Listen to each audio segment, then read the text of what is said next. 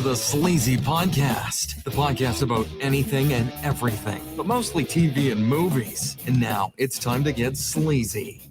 It's time. All right. What's up, everybody? Welcome back. This is episode 220 of the world-renowned Sleazy Podcast. I'm one of your hosts, Sleazy. And as always, I am joined by Mr. PBS. Howdy, howdy.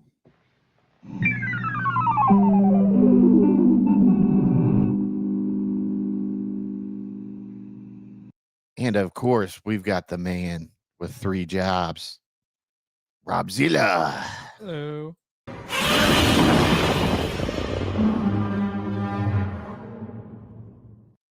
What's going on, guys? Can you believe we were just in the midst of spooky season? It's depressing. And now it's like fucking November 7th already? Like, what is going on? Don't even know where it went. I know, dude. Chuckles messaged me today and he was like, what are you up to tonight? And I'm like, recording. And he's like, it's been 2 weeks already? I'm like, now you know how PBS feels. Mm-hmm. I won't go to a union quarterly meeting this week, and the union representative's like, "Hey, the meeting's this week." I'm like, "Again already? I just went to one." And that was back in like August or September. I'm like, "God dang!" The shit comes quick, man.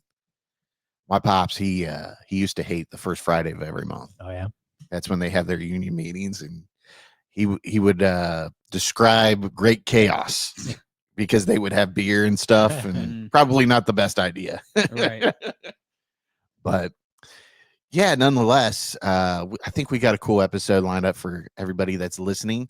And before we get started, I just want to remind everybody, if you could, make sure you like, subscribe, follow, comment, interact with us.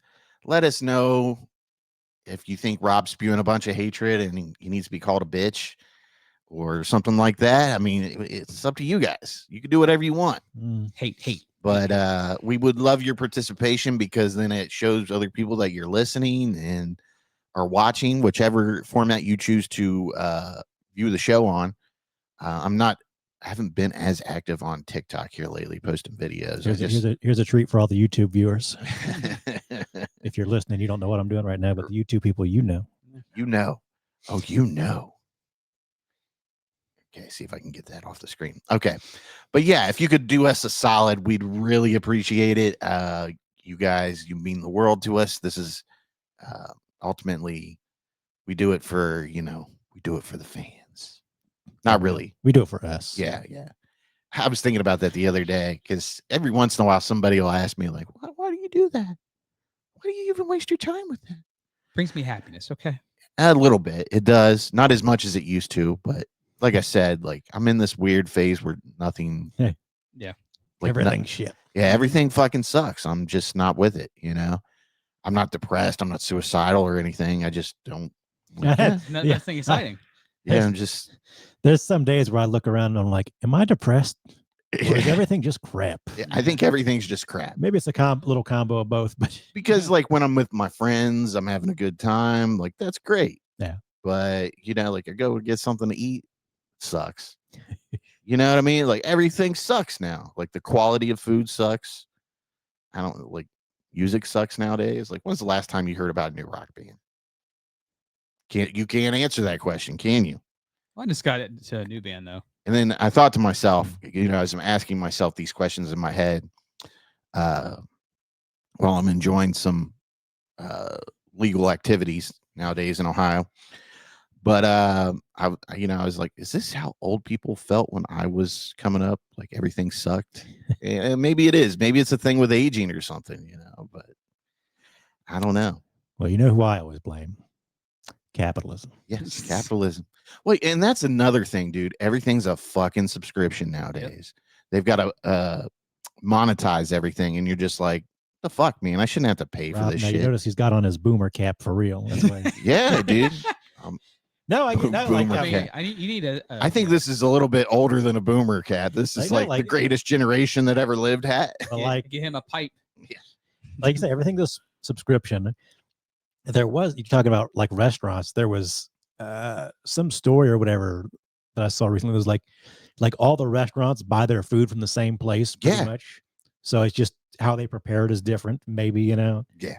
And just all these things have been like consolidated. So unless you to get like a different food, you literally And- have to go to like a mom and pop shop. Not necessarily consolidated, but there's these companies that acquire wealth and then they gobble up the little companies. And before you know it, it's a monopoly. Yeah. And we don't have elected officials that really give a fuck about monopolies. They think Right. it's good for business. Yep. But I'm just like, I'm fucking sick of it, dude. You need a subscription just to wake up anymore. It's like YouTube TV. Monday, I get a text. We can't watch Monday Night Football. No, you can't. It's out of my power, dude. I mean, there's nothing I can do about it. It's a dispute between YouTube TV and Disney. And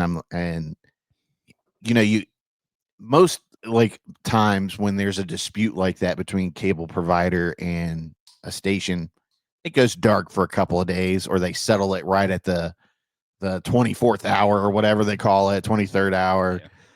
25th hour. I don't know what the saying is. Do you? I always forget something like that. Though. We've got the right idea for that though. But yeah, normally it gets settled pretty quickly. They kind of like, oh shit, we don't want our advertisers saying this X amount of people aren't going to see our advertisements. But Disney was full out like, fuck them. And that I think they still haven't agreed to terms, and they've been dark. Anything new about it? Yeah, they've been dark for like a week on YouTube TV, all the ESPNs, ABC, the Disney channels. And anyone that can read between the lines here sees that it's ESPN trying to get people to subscribe to their new app that's $29.99 a month, where you don't have to have cable or whatever. And it's like, come on, folks, like just fucking settle this. And to me, it sounds like YouTube TV just wants to have the price that like Comcast and Spectrum have. Mm-hmm. They want the big boy prices. And it's just like, why can't they just settle this and give us our football, and give us our Jimmy Kimmel and whatever else is on ABC nowadays? I don't know what the fuck's on ABC Because nowadays. that's too easy. That's why. Well, it's about that almighty dollar, and they gotta test this and see, because this is the testing grounds for when their agreements expire with the other cable providers, and then they can really topple things if people break and subscribe anyways. It's just like with like wrestling, like WWE, like you got to have Peacock for the WWE channel or whatever. You got to have Peacock for Saturday Night's Main Event. You got to have ESPN for the PLEs. Yeah, you got to have Netflix for the for Monday Night Raw. Yeah, and then SmackDown still on cable or whatever. It's insane how they keep splitting everything up and monetizing every little thing that they can. And I haven't been to a WWE show in 20 years plus, except for when we went to SummerSlam. And I heard like the ticket prices are going crazy. And one of the guys was leaving on TV, that one of the CEOs, Nick Khan, or whatever, was like, "Well, we're just going to see what the market will bear." And you're like, say what you will about the awfulness of Vince McMahon. Right. Vince McMahon kept those shows affordable, so you could say what take you in want to say about people Vince. Vince wanted families and people to afford tickets. He knew he knew he was in the wrestling business for life, and you have to keep fans for life, even the good times and bad. Yeah. And now they're owned by a corporation that just wants to get all their money now that they can't. As soon as TKO acquired them, they were like, "Yeah, your prices need to go up." Like, motherfuckers, this is not a UFC fight. Yeah. This is like, celebrities do not come to every Monday Night Raw, and I mean, yeah, they do to a certain extent, like football players, and Of course, yeah. but not like, your A-listers that go to, boxing matches and UFC fights like they want. Yeah. And like this whole thing, dude, like it was fine. It was fine when everything was on Peacock. I think WWE was happy. People were making money on both ends. Mm-hmm. But now it's just like, I don't even want to fucking deal with it because they're so corporate now. Well, it's just like, I was eating lunch with some family a couple weeks ago, and we were talking about restaurants, and you and I talk about all the time how a lot of restaurants don't have great service anymore, and it's because they're all owned by some hedge fund or private equity that's all about making top dollar profit. They come in, they make the money back that they purchased said company with, and they do that by gutting it and essentially making skeleton crews in every establishment, cutting back on the quality of food that they're giving and upping the pricing. And before you know it, people stop going and they're like, oh, we've already made a profit off this endeavor. Let's just close everything up. And it's a skeleton crew of not well-paid people either. So they don't having give their a own fuck. life problems. Yeah, they don't give a fuck. They're like, if this place closes, I'll just go to the next place. Yeah. But you'll get you a water when you're ready. So in the words of Peter Griffin, it's like, what really grinds my gears? You, America. Fuck you. Yeah, it's we talk about nostalgia a lot on here, and we talk about like old movies and shows we like to watch and all that. And you have to watch nostalgia because it can be sort of fascism's a word that gets thrown around a lot anymore. But it's always nostalgia for this perfect world that doesn't exist anymore or never existed. And again, sometimes I find myself looking around like, did stuff used to be better for real, or am I just having rose-colored glasses? And again, I'm looking around like, yeah, I think some stuff actually did used to be better. Mm-hmm. Well, it's like the whole deal with TV shows and the last contract where they're like, well, we don't have the money to pay the actors and the writers what they want. And you say it a million times. I think you say it every week. It's like we had this shit figured out back in the day. We got the ad revenue, and that paid for everything. It paid for what do they call it? The checks they get after they're done with residuals. Yeah, the residuals, and it's just there's just too much greed that's going around now. People at the top want every last penny they can get. And they don't want to reinvest it. They don't give a fuck. I mean, obviously they don't. They want AI to do everything now. Right. Well, the people at the top are chipping away at the foundations that keep them at the top. Yeah. You're like, eventually you're going to chip too much away. And that's what I was talking to somebody, and I was like, well, they say that AI is going to take 90% of jobs within 10 years. I think that's bullshit. I think we're seeing it now. Yeah. Well, it's kind of like Elon for Tesla comes out like every year and says, oh, we're going to have self-driving cars next year, and he says it every year, next year, and it's just like the way you're going. It's just a way to keep like the stock inflated. Yeah, it's all bullshit. Yeah. It's all bullshit. And I was listening to somebody, and he was like, all these tech guys that are pushing AI and all this, it's all bullshit. It's all bullshit to get more money funneling in, so they can blow through the money and keep getting rich. And I believe it. I sent you guys a screenshot of that tweet yesterday. We're like, NVIDIA-backed company makes sale to other NVIDIA-backed companies. So they're just moving their own money around. It's like a circle diagram of all these companies. We'll buy chips off of you, and we'll invest in your AI center, and we'll do this. And it's just like eventually that is gonna. Right. I mean, it's going to close down on itself. I mean, you can't keep doing that. It's a bubble that's going to burst. Yeah. Now, AI is definitely going to take some jobs, but I mean, what's going to happen? You look at like AWS and all this stuff. Like when it goes down, it is chaos, and it's only going to be one catastrophic event where they're going to be like, yeah, we need people. We can't rely on the servers. Yeah. And again, like, if AI comes and takes like every burger flipper's job somehow, great. Let them go do something else. That's great. But there's nothing else to do. Right. What are they going to do is the question. I sent you guys a screenshot today again about Bill Gates was somewhere talking about 10 years, we're going to have the 2-day work week. Bullshit. You're like, bro, we've been talking about the 4-day work week for 30 years or something. Right. And that's the thing. Like, people have to have jobs. Dumb people have to have jobs. Lazy people have to have money. Yeah, lazy people have to have jobs. Like our entire economy is based off of consumption. And when people can't consume and buy shit they don't need, things get really bad. Yep. And things may get there. Who knows? If they at some point you have to realize I've got to pay people to get the money that I want. And that's quite where I just don't understand what these companies think. If we get rid of all the people and we have just a matter of 10 employees that are all upper management, like, who's going to spend the money at your place now? Who's Mhm. going to support your businesses? So who knows? I mean, we all can't work restaurant jobs. Right. It's just not feasible. We all can't work in the grocery store. That's just not feasible. Mhm. We all can't be plumbers and electricians. Can't happen. You got to have office jobs where people answer the emails and Mhm. have a human experience with other people and Yeah. can relate to the issues that people are calling and trying to get fixed. But man, we're just we're in for a wild ride. It's already wild. Yes, very wild. How about that pay package Tesla approved? Yeah. $1 trillion pay package for you. I would have told him walk. Yeah. Bye.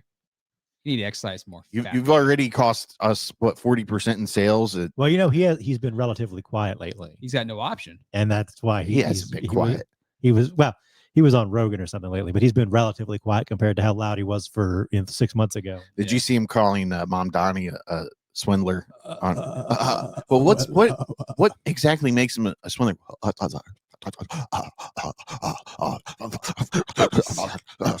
I don't know. That's something I'd like to also get rid of, like all these dumbasses that were like hailed as geniuses. Yeah. Because mainly they got lucky. Like Elon got lucky. Yeah. Peter Thiel, all these guys, they got lucky. They were a little smart. They were a little ahead of the curve on like one thing or two things. And then they like Peter Thiel missed out on Facebook totally or something like that. Like or whichever one it was. Like all these geniuses have way more misses than hits. Mhm. But because they had that one hit at the right time and like Where it's leveraged massive. it Yeah. and got in it, like it's just I'm just fuck yourself. Hails, yeah. Pretty much.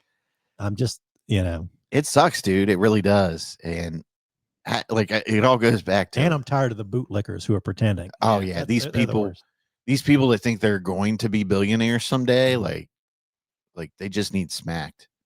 And they're like, well, I should have the right to make as much money as I can. Like, yeah, to a degree, but nobody should be a trillionaire. Like, what are we talking about here?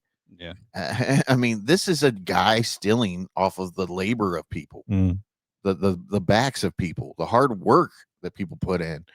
And people seem to think it's okay because he makes cool cars and blows rockets up and he's going to have robots. Like, fuck him. Who fucking cares? Yeah. You're still a dweeb. Dude, fuck all these tech bros. Fuck Mark Zuckerberg. Oh yeah. Like they're all selling us a bunch of bullshit, and I can't wait for the day it crashes on them. Yeah. I was gonna what were we talking about the other day? You messaged something about Facebook about how something wasn't working right anymore. All the links. Yeah, the links. When you go to post a link in comments, it doesn't hyperlink anymore. Yeah. And I think you were posting about something political, and you were suggesting that maybe that was sort of on purpose. And I said, well, is it on purpose or is Facebook is it just garbage now? Probably a mix of both. Yeah. That's fair. I took a screenshot. I meant to send you guys something, but I go in the morning when I scroll through Facebook, I check my memories just to see if there's anything kind of cool in there. And it got to the point where it would scroll, but it was just the same memory scrolling again and again and again. I'm like, it didn't used to do that. Like, no. why is it getting worse? Well, that and they've laid off so many people. Who knows if somebody was in charge of that? And Right. It's just Probably. okay. But anyways, we got a cool show for you now that we're done bitching. Crazy news. We got Zilla's Tubi pick coming back. Whatchu Watchin? Then we're going to roll into House of Dynamite. That's Kathryn Bigelow's new movie on Netflix. Pretty scary movie. I think it's probably the scariest movie I've watched all year. Yep. And then PBS and I are going to talk about Bugonia. So I hope you guys are ready for this. Did you guys read any of the articles I posted? I know Rob didn't. Rob can't read. That's true. You really can't do. I'm worried about you. Like, do we need to send you to buy you like a Hooked on Phonics thing, or Because it worked for me. my mom bought me Hooked on Phonics when I was a kid growing up. Oh yeah. They had like the little tapes you put in and listen to while you were reading and shit. I'm waiting on Rob to slump in his chair, like Donald. Like Don, Big Don slumping in his chair, sleeping as a guy passes out later on. Well, he got up for that because that was like the most awkward, like, get up. And then I realized that this guy's ruining my 15 minutes here. And he just stood there like upset. It is kind of you see a picture like that and you're like, all right, maybe it's just a bad picture. But then you watch some video like, oh, he's just standing there. Yeah, it's him. He's upset that somebody got sick. And I'd heard stories about that before, and then to just see it I, unfold like that, you're like, yeah, that's how he is. All right.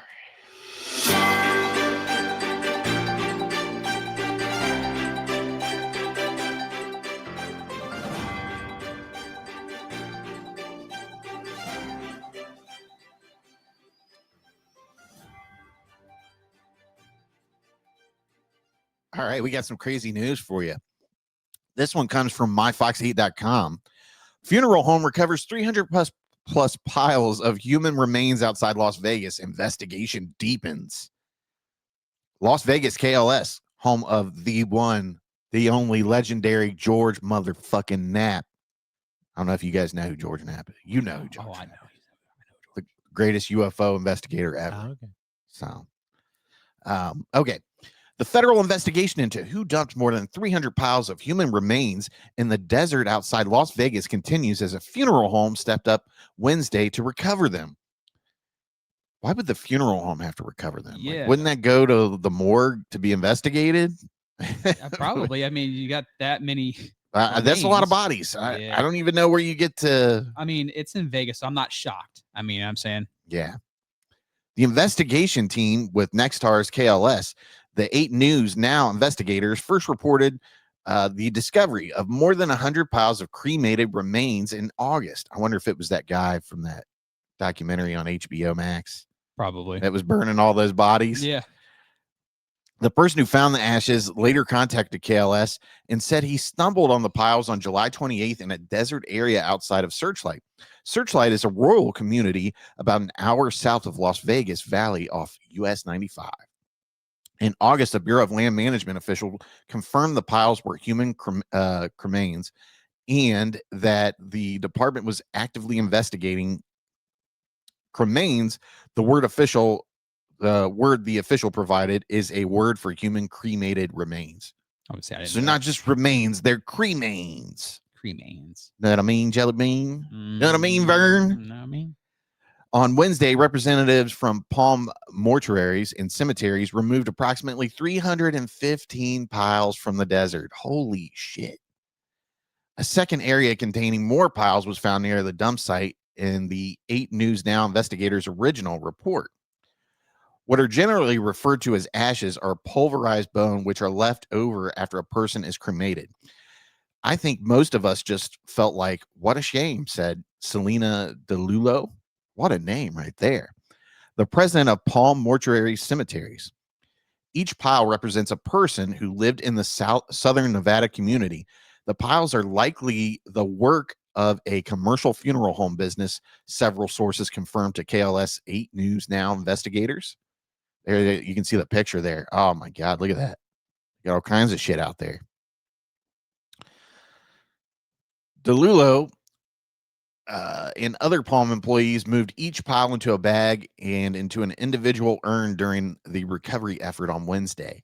There is no law in Nevada barring a person from scattering ashes on public land. State law requires funeral operators to preserve the dignity of any remains in their care. BLM policy allows for a person to scatter cremated remains. However, the policy limits commercial distribution of cremated remains. A mass dumping site like this one likely violates federal law. Gee, you think? I don't know if it was the wishes of these people to be out. So that's kind of what goes through my mind, DeLulo said. If this is not how they would want to be remembered, we would just want to have a place for them to be. Wow. Palm will place 315 remains into a crypt at one of its cemeteries so loved ones can find them, DeLulo said. Each pile no longer contained any identifiable information as of Wednesday. Why would it? It's cremains, right? Remains. In August, some piles contain pieces of zip ties, which crematories use to close bags of ashes. Pieces of a broken urn also littered part of the site. And it sounds like somebody was just dumping whatever they could do out there. At least they were nice enough to just leave them in piles. But how does that stay there? Wouldn't the wind blow it or something like that? You would think. Sooner or later. Maybe it was a pretty fresh dumping or something. Yeah, that's why I could think of it being Yeah. scattered everywhere. I think it's important to us to make sure that these people are not forgotten and not left, DeLulo said. it's important to our community and our profession that we demonstrate how much we care about these people. They don't care about these people. No, They they don't want the care. bag. I just thought that was insanely crazy to see, remains of 300 people dumped in sorry, cremains, not remains. Cremains. But yeah, what a crazy story. I mean, it's Vegas. I mean, not surprised by Does that. that top the one where the funeral home was selling the dead bodies to Yeah, the military? parts, yeah. And they were blowing somebody's grandma up with an Yeah. RPG. I want to see the damage that this has caused to the human body. I don't understand why they need like dead cadavers for that. Like, why can't they just make like silicone ones Yeah. that kind of look like the body? I mean, there's enough people on death row. Might as well go ahead and use them as. Wouldn't that be some shit? Like, they changed death row, and you had to, instead of going to the electric chair, they didn't give you a choice. They're like, you're going for military testing. Yeah. They're like, all right, George, go stand over there. And then there's this fucking skinny kid holding this Yeah. RPG, and he just fires it at you. Yeah.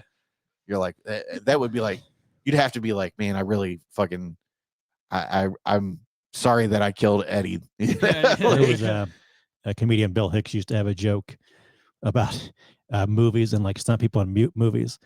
And he's like, do you want to put your old grandma in the nursing home and watch her last heartbeat blood pump through her old blue veins? Or do you want to put her in a movie to meet Chuck Norris? Bam, Chuck Norris just roundhouse kicks her head right off. I remember the Man Show was like ways you should die like a man. It was like alligator attack or skydiving accident, stuff like that. That was funny. That was years ago. Yeah, I mean, this is insane though. Like, it had to have been a funeral home of some sort. It's some sort of industrial. Because no Yeah. family has 300 members Right. cremated, and they're Yeah. like, time to fucking dump them all in this little Yeah. valley. Need some more room. What stays in This Vegas? is definitely, this is like Rob's fourth job, Mhm. and he needs to save some time. Yeah. You think Rob was like, oh, fuck it. Yeah, He was like, just dump them here. He's Yeah. carrying like a bag over his shoulder, like Santa Claus through the desert. I just stopped in the middle of nowhere, like, fuck it, this is a good spot. Just drop it. Open the nozzle just a little bit, let some come out, and walk a few feet. I opened the bag and it got sprayed on me like in Big Lebowski. Yeah, when he goes to dump Donnie's Donnie, yeah. ashes and it all blows back in their faces. Shut the fuck up, Donnie. You're out of your element, Donnie. You just walk into a movie theater. Does he say element? You're Or- Donnie, Out of you're your out of your element, element, Donnie. Donnie. That's such a great movie. Dude, shut- I've been seeing a lot of Big Lebowski shit for some reason on TikTok here lately. Well, they're mixing it with Donald Trump, of what I've been seeing. So he's like, shut the fuck Have you up, like Donnie." people are selling mouse pads of the rug, Oh yeah. and like really? how they're introducing it, it's got Lebowski talking to the rich guy. Okay. Is it what was his? He's Lebowski too, right? Yeah, Yeah. Both Lebowski. He's like, That's I'm what- Lebowski. and he's like, we have a certain matter of business to talk about here. The rug that your guys stole really tied my room together. that whole part's hilarious. That movie is just so fucking great. It's so weird and great at the same time. And Jeff Bridges like looks like that now too. He's just like so like out of Oh, it. did you see where he was on one of the late night shows and they were like, could you talk to our Congress about what's going on here, but do it in the dude's perspective? And he was like, why can't we just feed everybody, man? Oh man, he's such a great dude. I don't know if you guys have ever like listened to him be interviewed like in a deep manner, but he gets deep on some shit. And I like haven't. he thought, I remember listening to, I think it was like on Howard Stern, and he got to talking about his first wife, and he was just getting deep, man, and like very spiritual about life in Mhm. general. And it's like, that's a dude I'd love to have a couple beers with on Yeah. a Friday night and just hear his experiences. But man, he's a great dude. He does give that vibe, like you just want to hang out with him. Yeah, Right. dude. Yeah. You want to have a beer. There are people that you just want to have a beer with and just hear what they have to say. Yeah. And he's one of them. All right, we ready for the next article here? Yes, sir. All right. Accused stalker used Grindr to send strangers to victim's home for over a year, police say. I read that title and I was like, that's the most awesome thing I've ever heard. I didn't know you could go to jail for this. Yeah. Appleton, Wisconsin. And by the way, this comes from Fox 10tv.com. A lot of Fox articles tonight. Not surprised. A Wisconsin man was arrested Tuesday for stalking after police said he used Grindr to send strangers to a victim's home as a form of harassment. I may have trouble getting through this one, guys. You'll be okay. Matthew J. Hubschman. That sounds about right. Heibschman is accused of what police called a year-long pattern of disturbing and intrusive behavior. Police say Heibschman, there's this whole thing here. Should I play the video or should we just leave it up to hear the pronunciation of this, guys? Sure. Appleton Police Department arresting a man for stalking after a year-long pattern of intrusive behavior.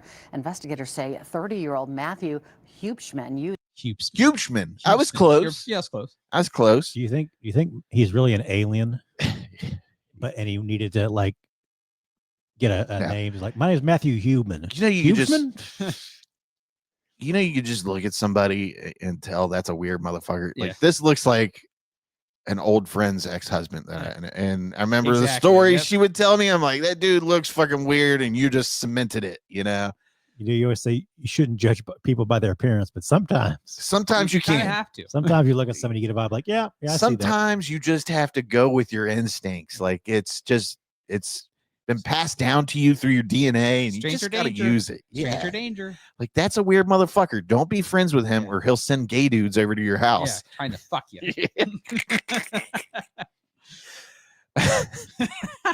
Like, what do you do? Like, okay. Police said Hubschman. Am I saying that wrong again? It's fine. Just keep going. We'll just say weirdo. Yeah. Matthew Weirdo is accused of what police called a year-long pattern of disturbing and intrusive behavior. Police say Hubschman used the dating app Grindr to arrange meetings between unknown men and the victim. Hubschman will pose as the victim, according to police, then direct the men to the victim's home and instruct them to enter the residence upon arrival.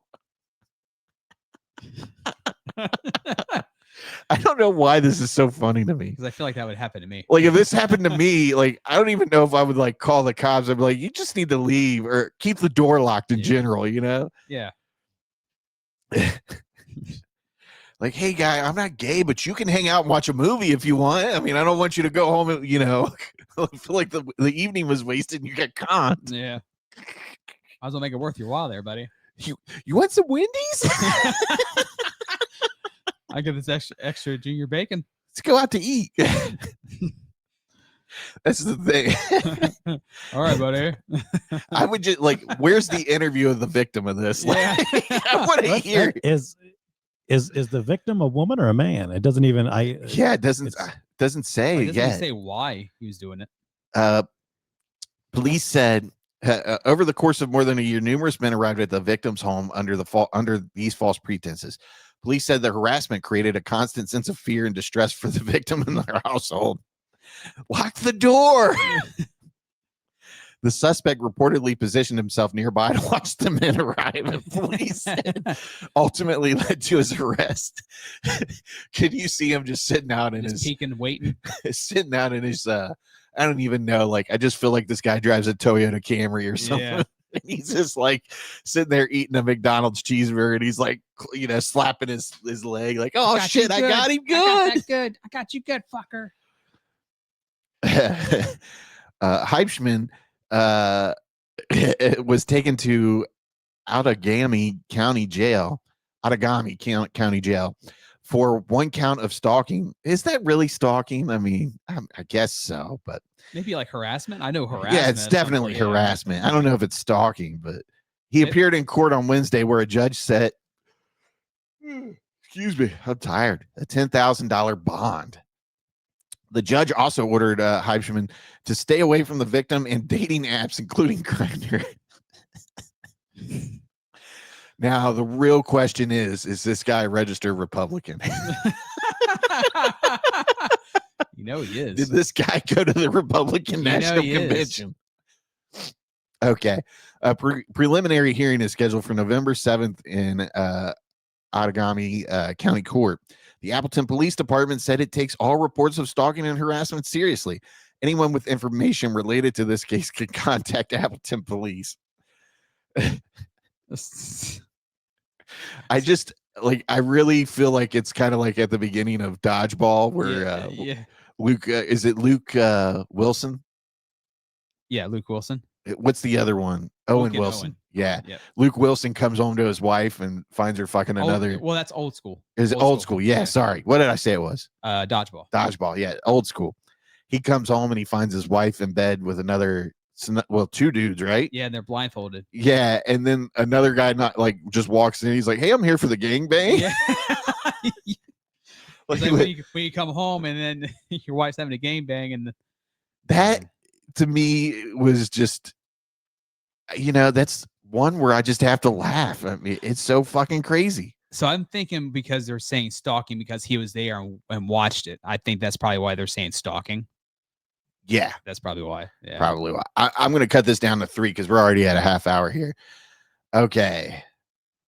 So this one kind of goes with the political overtone from this week. Let's see here. Let's get this up on the board. Kentucky official reminds residents they can't vote for New York City mayor. Like, what are we doing here, people? Like, you don't realize that the Mamdani is running for New York City mayor, not Kentucky mayor, not Kentucky senator. I just hate him so much. I want to vote against him. It's not white, ain't right. Bro, and before I read this article, I just want to say I have seen so many racists and bigots on Facebook this week. It's astounding. And I mean, these are cool people that I enjoy the company of. And I'm just like, it's one thing if you don't agree with the policies. Yeah. And you just like, but these people are like, the New Yorkers, how quickly they forget about 9/11. They just elected a terrorist. A terrorist. Fucking idiots. And the same people who don't have a word to say about Donald Trump standing next to the Prince of Saudi Arabia. Right. Where, most of the terrorists came from. And Qatar, whatever they call it. Like, these people, man, they just pick and choose what they want to fucking go after. And it's like, come on. Not everybody that's a Muslim is terrorist. Have you ever met a Muslim? Not every white person is a racist. Have you met people? Yeah. Not every white person's a racist. I mean, it's quite a few. There's quite a few, yes. But there are some decent white people out there. Not many, but I mean, it is what it is. But get fuck cracker. It just blows my mind away that people are so racist. They're calling the election board at Kentucky like, why is Mamdani not on the ticket? Who do I vote against? Really, as people who live in a red state ourselves, like you hate to see something like this almost because this is just like, yes, are people who live in red states as stupid as they're supposed to be? And you're like, well, some of them are. Yeah. Some of them are. And that's the thing. Like, I've seen some really smart, I mean, I don't even know if you can say smart. I'll say educated people. People with college degrees, people that are practicing medicine of some type. And they say the most outlandish, crazy shit when it comes to politics. And you go and you fact check them, and perception is everything, dude. And life perception is everything. And the way people perceive this, they see it as a terrorist being elected. And Fox News and all these other, like, I've watched a couple news segments where they're like, I got friends. They're ready to move out of New York right now and go to Texas. That's fine. Like, oh, really? Where are these friends at? Yeah. Where are these people? First of all, you don't have any. Yeah. Let's get something straight. What's his name? Like Scott Jennings, that piece of shit. Well, it's they say that like Americans are like the most propagandized people in the world. Oh, I believe it now, especially nowadays. Get back to our lovely president. He's a communist. He's like he skipped right over socialist. Actually, I heard it was a great quote. I remember it now. He said, "We've never allowed a socialist in a position of power or a political office or whatever." And it's like, actually, yes, we have. We've had socialist mayors in America's history. Yeah, and I mean, it's not even governors or whatever. It's not even like a handful. I mean, they're it's a good little bit. Yeah, I mean, throughout history, there's a lot of them. And let's not forget, like, people are always like, "This is what you get, New York. You get socialism." Like, thank God. Yeah. Like, what do you think the garbage man is? What do you think that is? The city garbage man that picks up your trash. It's a form of socialism, folks. And that's what you How about that listen Social to. security check you're getting there, buddy. You listen to some of these people talk, and then you see their post, and you have to ask yourself, like, do you even know what a communist is? Do you They don't. know what a dictator is? Because I mean, they're two totally authoritarian and a communist are two totally different things. Yeah, can't tell them that. And some of these people are they've been programmed to think that these things are bad, when in actuality they're not terrible. It's just it's not coinciding with the narrative. capitalistic views that we've all been brought up with. I can't remember the name of that documentary. I've watched it years ago, and then I had a family member bring it up after that, and it was this documentary about how, like, there's secret communists everywhere, and there's this point in the documentary where he shows the left-right political spectrum, and you've got your Republicans on the right, you've got your Democrats on the left, and then you got your Nazis on the left, farther left.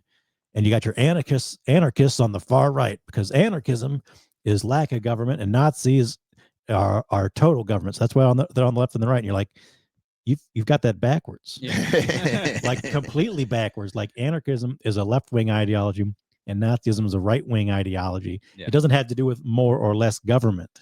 And you're like, you can't. It's not a very serious documentary to begin with, but you're like, no, you just lost all your credibility, because that's the easiest thing in the world is to know that, and you're either stupid and don't know that, or you're just lying to people.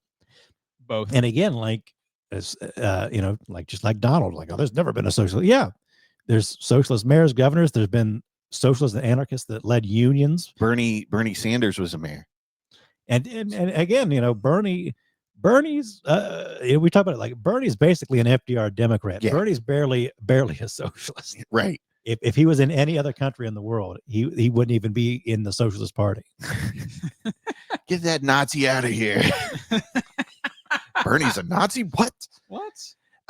Okay, so Kentucky Secretary of State Michael Adams reminded the state's residents that they cannot vote in New York City mayoral race after his office received calls about polls being closed. Why it matters. Tuesday marked election day for voters in several states across the country. The most high-profile races included the New York mayoral race, as well as the New Jersey and Virginia gubernatorial races. Those contested races have drawn national attention as key bellwethers of the electorate's mood ahead of the 2026 midterm elections. They were big elections. They kind of set the tone for what's going to happen in the midterms if they don't clean their act up. Hopefully. We're getting calls about polls being closed. They are closed because we do not have elections today. Kentucky votes next year. You cannot vote today in Kentucky for the mayor of New York City or the governor of Virginia. Sorry, he wrote. In a follow-up post, he added, have I mentioned my repeated call for civic education? I think everybody should, like, honestly, I think we're to the point as a country where the society is so dulled down overall. Yeah. And there's so many, how do I say this? But there's so many malicious things to get you, malicious propaganda, we'll say that, to stir it up, persuade you to vote other things and whatnot. I think that you should have to take an online civics class of some sort, and nothing serious, maybe like a half-hour class or something, and you have to pass it, and just to show that you're doing that to vote or whatever. I feel like, I mean, it's been 20 years now since we were in school, but I feel like even back then we had some sort of like media literacy classes as part of English and part of like our government classes. I mean, my senior year was all about U.S. government. So we had fantastic history teachers. Well, some of them. Well, for the most part, they were all pretty good. There's just something about like this lack of curiosity. Like, oh, I heard this thing I agree with. Not even going to bother to Google it. I don't even care. Yeah. And I've said this before. Someday, somebody will do a study, and this will be like the biggest case of confirmation bias that we've ever seen, where people they want these views that they have to be true, and when they hear polarizing figures such as Donald Trump go out and spew all this hatred. They're like, yeah, he took our jobs. He speaks the truth. I always use this example. When my grandmother, I'd talk with her about politics. This one particular time I remember, and I don't remember what we were even discussing, but I was kind of going through point by point and showing her that she was incorrect. And we get to the end of the topic, and she's just kind of like, "Oh well, whatever." And I'm like, "No, not oh well, whatever. No. You were incorrect. Yeah, You were wrong."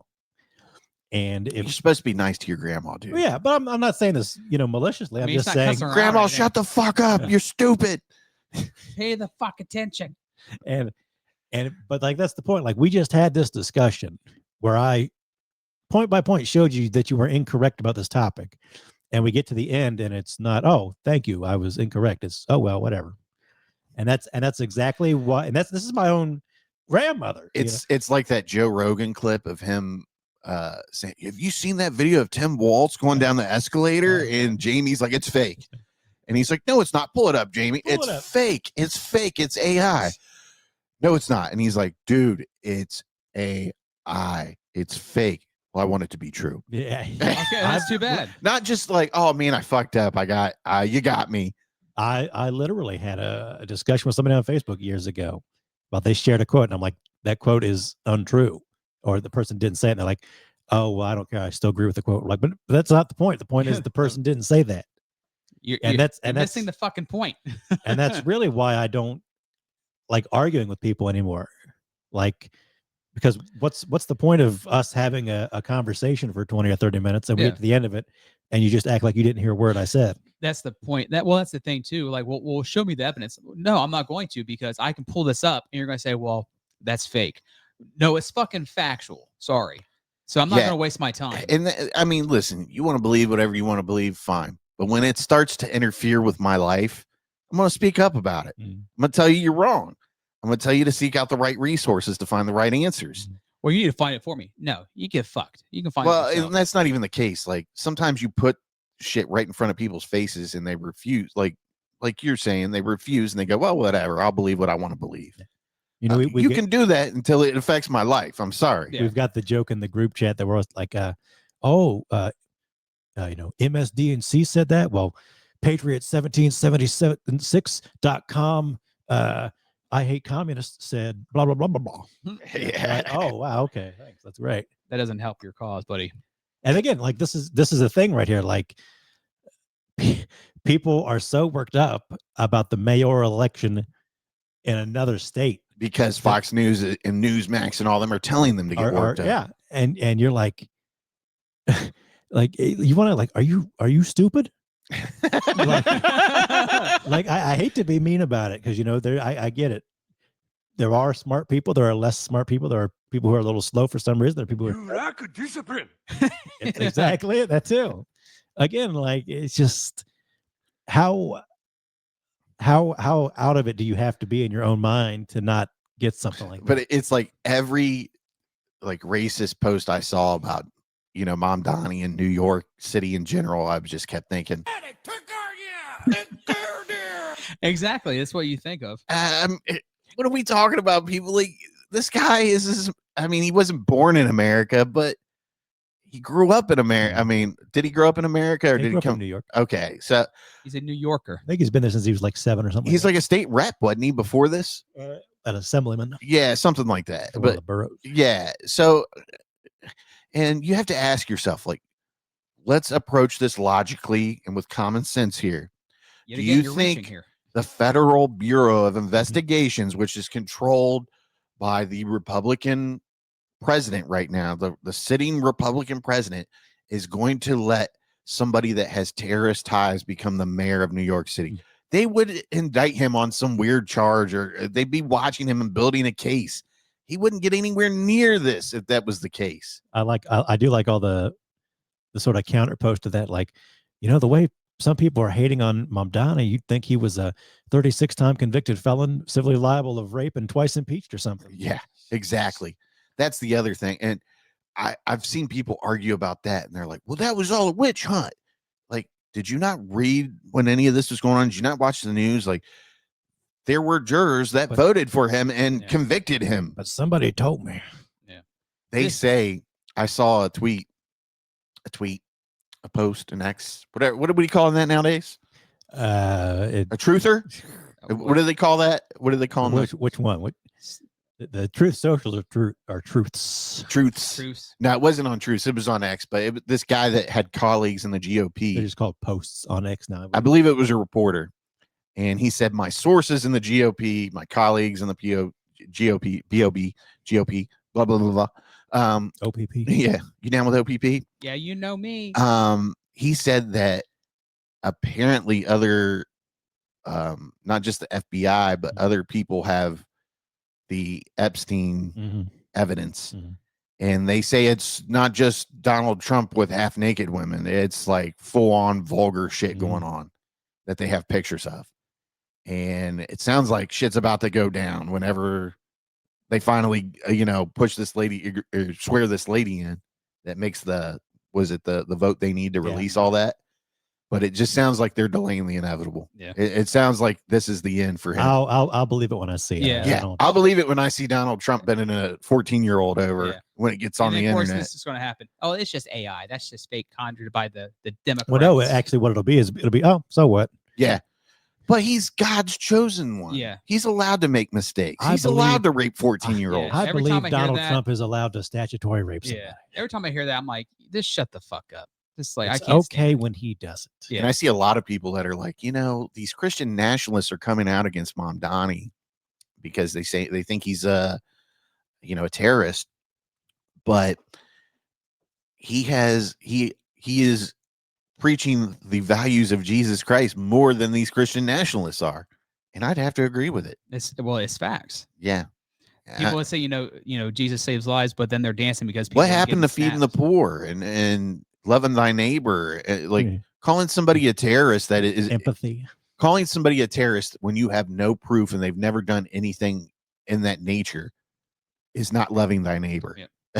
But guess what? So what if he's a terrorist? But guess It's- what? Who accepts these It's lives? one thing to call the dude an idiot. If you don't like him and you think he's stupid, fine, that's cool. That's part of life.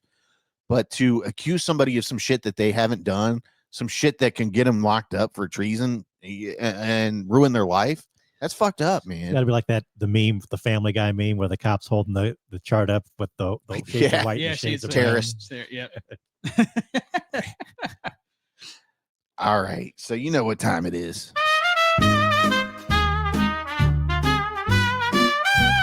Get up and do a dance. No. Come on, man.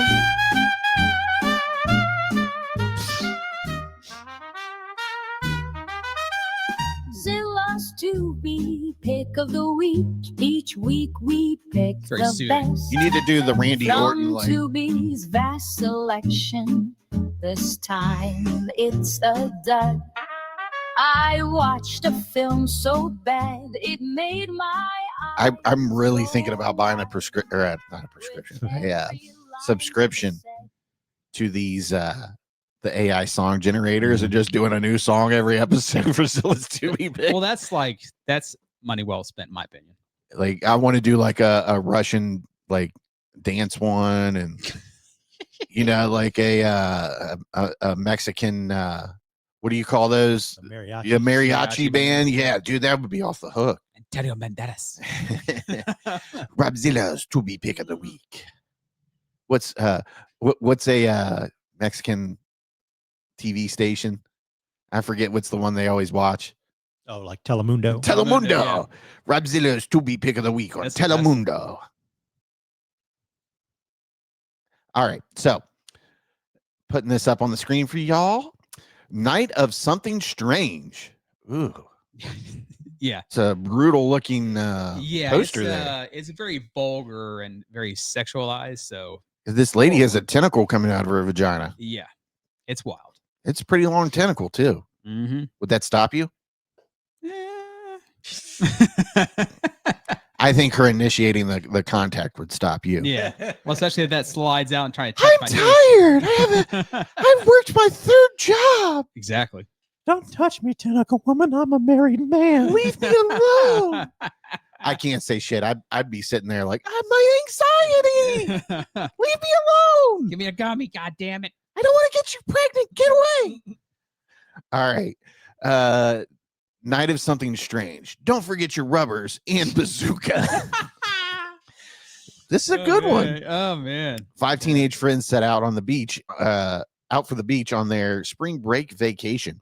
Good times are cut short when one of the group, Carrie, contracts a deadly sexual transmitted disease during a bathroom stop. Oh man, did something in the toilet come up and get her? It looks like something alien. You would never go in this bathroom. Like if you walked in there, you immediately walk right out. It's god awful. When they stop for the night at an isolated motel, the real terror begins when the STD virus starts running rampant, turning those infected into the living dead. This sounds like a good movie. This sounds like an 80s flick that we would like. It's basically like an 80s flick, basically. Well, what did you rate it? It's not good, but it's I was entertained. You were entertained? Yeah, I was entertained with it. Is that one to watch with the boys? Yeah, you watch it with the boys. You know, hopefully you can get Mom Donnie out to party with you and collect some votes. Yeah. Here in Ohio. From his hard day of terrorism. Right. Feeding the homeless and poor, but yet again, that's frowned upon. Fucking loser. Yeah. Get a job. I got a job. Get a second job. So the average rating is 2.3. So it's just under an average score. Yeah, I mean, I'm not going to play the trailer because the last time I played a trailer, we got hit with a copyright and I had to edit the part out where we played the trailer. Okay. Yeah, even though I feel like that's part of the fun, you know, I mean, really is. Where we're reacting to it. But yeah, this looks crazy, dude. So I think I came across, well, of course it's on Tubi, of course, but I came across and it had like a slight trailer with it.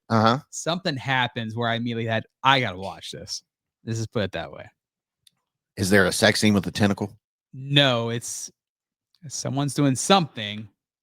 What's something? So just let it all out because nobody's going to watch this. I know. Maybe some people. But. So one of these infected, like the main guy, so he's like attacking two of the friends and they have a cop there, but he's walking, but you don't see it. He's like walking, he's like jerking off.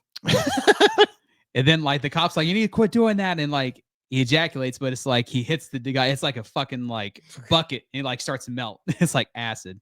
Oh, wow. Yeah, that would make me watch it. Yeah. Oh, yeah. It's that's why I was like, oh, time to watch that one. Yeah, that would make me watch it. Yeah. That's why I turned it on. What happened to you? I got hit by the jerk off zombie. You know, I got to read some of the reviews here. This guy gave it, Dan Abel gave it 2.5 stars. Earth just Googled hero and came up #1. Is that a line from the movie? I don't remember that. Were you high when you watched this, Rob? Yeah. Don't lie to me. Probably was. I don't remember that part. How long ago did you watch this? It's been a while. So I figure I'd go with this one. Okay.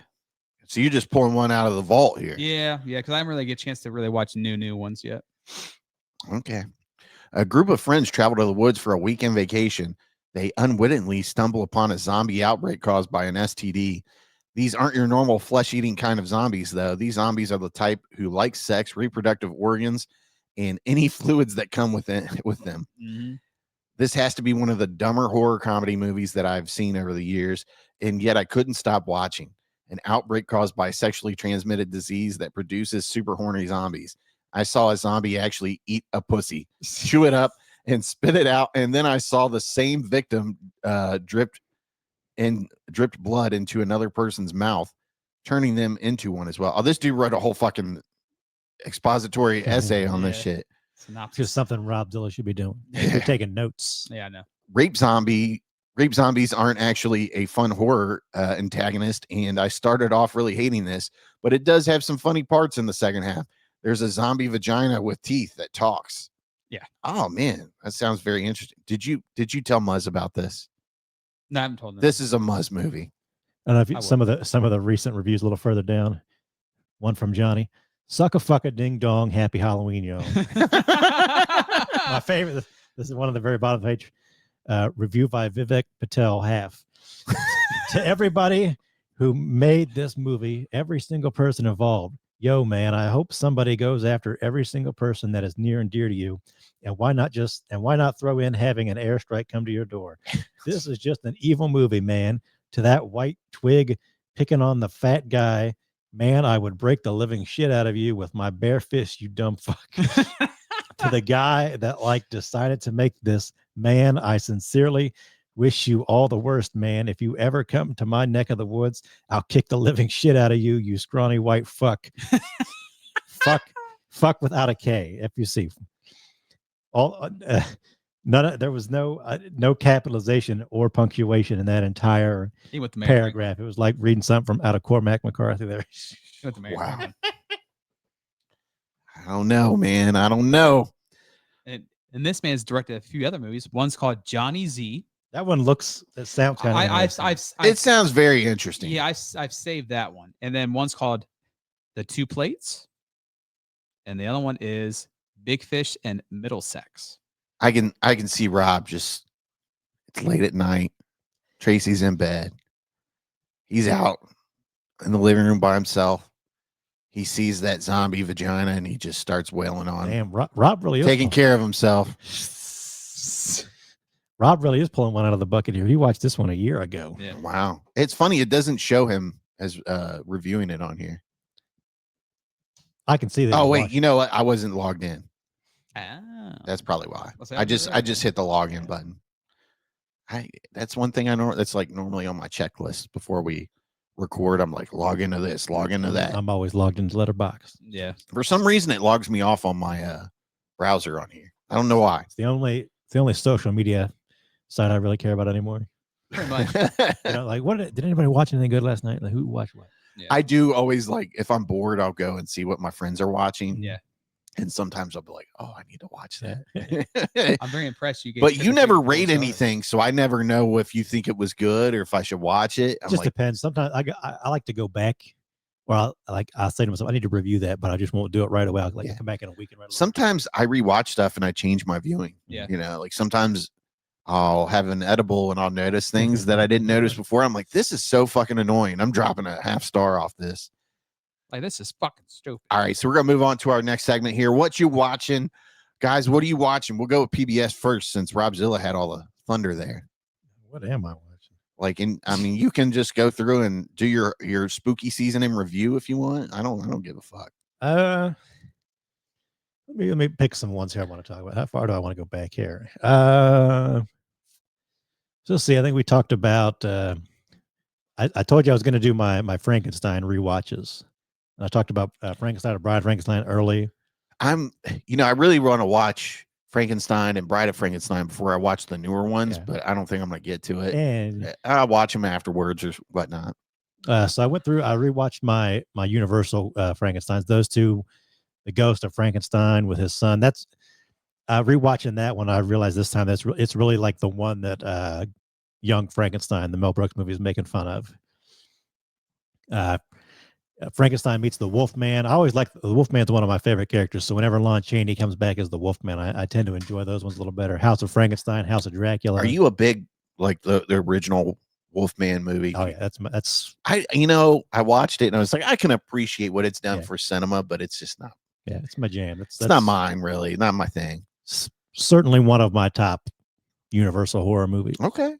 You're a big Black Lagoon guy, aren't you? He's good too. Yeah. Creature to Gill, man. Good stuff. If you watched Abbott and Costello Meet Frankenstein, that one's just like an all-time classic. I think like every horror movie fan should watch that one at one time. And then I went into the Hammer Frankensteins, which were the ones I was looking forward to because I hadn't seen only some of those. So you got like The Curse of Frankenstein with Peter Cushing as Frankenstein and Christopher Lee's the monster. Okay. That's sort of just their retelling of Frankenstein. That's a good one. And like almost all these have Peter Cushing in them doing something kind of great Frankensteinish. They're not all about like the Frankenstein creature. So they have Revenge of Frankenstein, where he takes I can remember somebody who died, and then he takes like a disfigured nice guy and puts his brain in his body. Oh, jeez. Still manages to go awry. There's the Evil of Frankenstein, which is kind of retells Frankenstein again, where they bring the monster back. Frankenstein Created Woman, where this one is like Frankenstein. He's more concerned about like catching people's souls after they die, so that he like creates a containment field, so like nothing can get out, including the soul. And a guy is framed for murder, and there's a disfigured young woman, so he makes the young woman beautiful, but he puts the guy who was framed for murder's soul in her body. Oh wow! and then she starts going after the guys who framed the guy. Okay. It's Right. I wish I liked that one a little more. It takes till the end of it to kind of get going, and she starts going after him.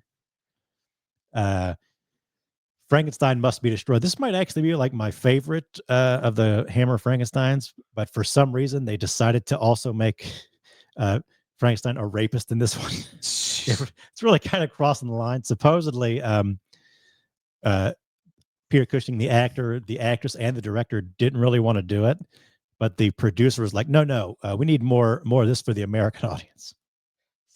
So they really think we're the pro rapist country. Like, put some more rape in the movie; it'll be good, bigger. But that one's actually like they got like Frankenstein's trying to find like there's a genius, and he wants his brain to fix his brain, and he puts it in a different body, and there's cops after him kind of for a good chunk of it. So that one's actually pretty well plotted for a Frankenstein movie. Then we got the Horror of Frankenstein, which they retell the Frankenstein story again, but this time it's with a younger Frankenstein. And then Frankenstein and the Monster from Hell was the last one, which I just took a selfie with us. Sorry to cut you off. no, you're good. Probably like, what is he doing? I knew what you were doing. Son of a no. Frankenstein and the Monster from Hell is the last one, where Frankenstein faked his death when he was in an asylum, so he kind of takes over the asylum and does his Frankenstein stuff. More brains in different bodies. That was the last of the Frankenstein ones.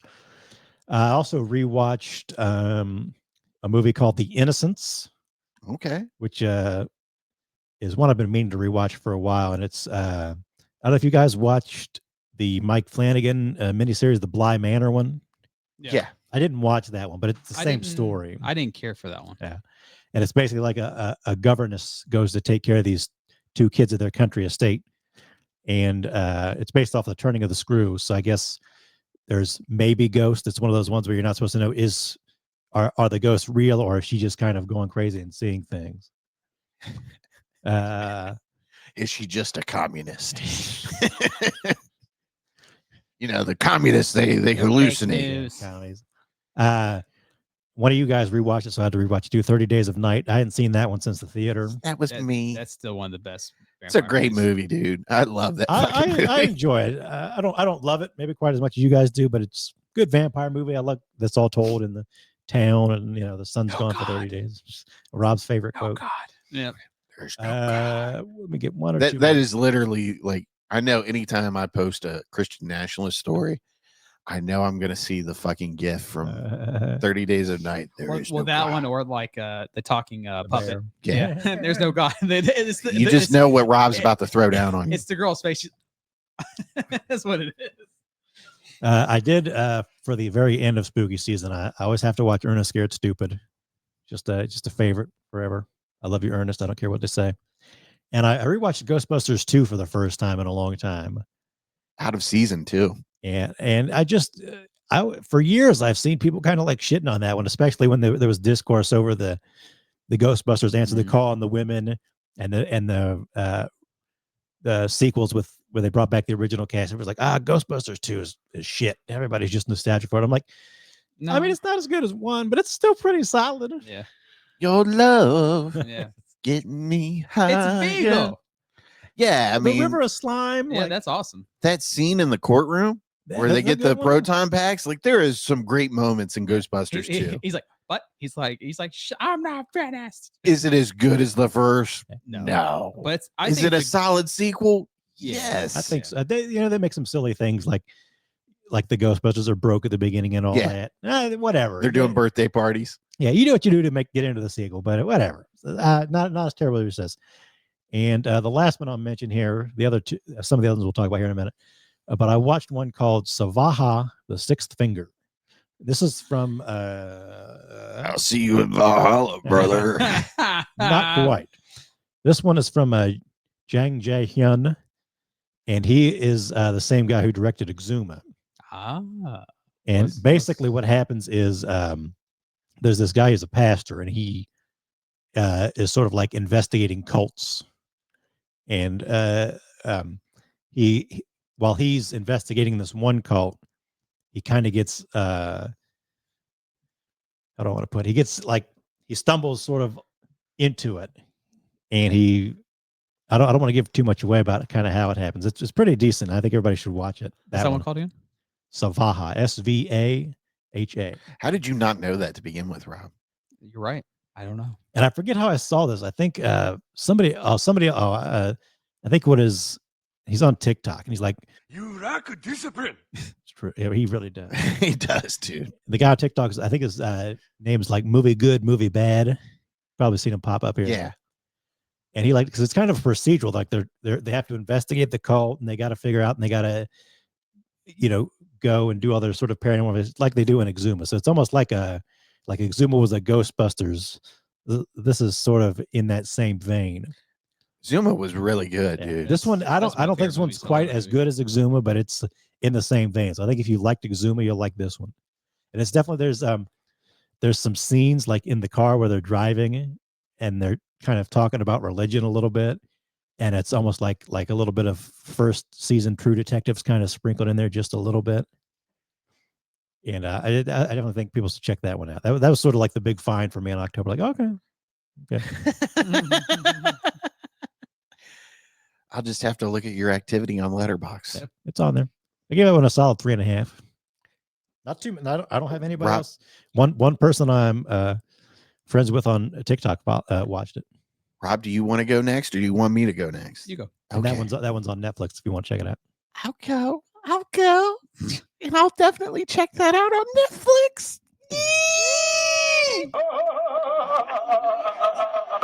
Oh, we're on fire tonight. As he chokes you to death. Yeah. It's like a fucking villain. Okay, so I'm just gonna recap my spooky season watching. I tried to log everything, but I didn't. I didn't log the Halloweens and shit that I watched while I had stuff up and was doing stuff. But definitely, I watched that VHS Halloween, as we mentioned in one episode. Dracula Untold, Tenebrae, One Cut of the Dead, Megan 2.0, It Sucked, Don't Waste Your Time, Chew on the Grudge, Ring, the original one, Match, that was great, Black Phone 2. I Know What You Did Last Summer. That's some diarrhea fart right there. From Beyond, that's okay. Little same guys from Reanimator. Yep, I like From Beyond. Yeah, it's okay. I mean, it's not really my thing, but it was a decent watch. I actually, it's been a while since I've rewatched it, but there are some days where I think maybe I actually like that one better than Reanimator. Oh, no way. Reanimator is it for me. Rec 4, Apocalypse. I really enjoyed Rec 4. I don't know why, but I know a lot of people don't care for it, but I liked it. I don't care for it. Watch it again, Rob. I think you'll have a different opinion. Okay. Poltergeist, the remake, it was okay. The Dark and the Wicked, that was pretty different. I enjoyed that one. Yeah, I enjoyed it. It's been on my list for a while. And that's one I look at every single fucking night, and I'm like, just can't pull the trigger on it. I hear that one's kind of dark. Yes, it's definitely dark, and it's different. That's what my thing was. I'm like, I really want to watch something. Can I just watch something a little fun where people get murdered? As it is. Then I got on a fucking Italian horror kick this Halloween season. And every Halloween season, spooky season, I try to see shit that I haven't seen before instead of just really gobbling up the classics and stuff like that. I mean, I try to get a mix of everything in, but every year I try to really hone in on something I haven't seen. And one Saturday night, or it was a Friday night, I think, I got something to eat and I was looking for something to watch. And for some reason, I clicked on Demons 2, thinking it was, what's the other American? Night of the Demons. I was thinking it was Night of the Demons 2, and it wasn't. It was Demons 2. And that's an Italian, I guess you could call it. Dario Argento? Well, he's a producer. He produced it. It's your boy, isn't it? No, I think that one's one of the. I don't know why I'm looking at you when I can click on it. Was that Bava? Lamberto Bava, I think. Director was Lamberto Bava. Yep. Producer was Dario Argento. Yeah, dude, I watched this and I'm like, dude, this shit fucking rocks. I'm like, because it starts off in this apartment complex and this lady watches a video of people trying to run from this demon and it comes out of the TV and infects her. But it's weird. It's kind of like not everybody gets infected, but sometimes, I guess when they get bitten or scratched or whatever, they turn into a demon. You know, not- a lot of these Italian movies, you don't. they don't really have rules. It's Yeah, just whoever gets infected gets infected. But anyways, that being said, fucking awesome movie. And then I loved it so much. I was like, I gotta watch Demons, the first one. And I was able to watch this on Tubi. And yeah, exactly. Yeah. But is this the same guy that directed this? Yeah, Lamberto Bave. But man, what an iconic movie. Yeah, that one's. What an iconic movie. And I'd seen the picture of the first lady that becomes the first demon. Yeah. The black chick, Yeah. and she's got the Green ooze eye coming and all out. that Yeah. good. It's a very iconic image. Well, I've always seen like it has just demons on it with the green letters. I've always seen like the poster. And and then they have hold on a second. Like, let me share this. This is I've always seen this too, this little poster right here. Yeah. Like that's That's all I've seen. Yeah, this is very popular. And that's the scene of them coming up. But that one, instead of being in a apartment building, it all takes place in a movie theater. Yep.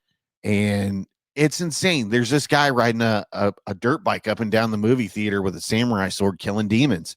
What more could you ask for? That's America. And I'm watching this, and I'm enjoying some legal activities here in Ohio.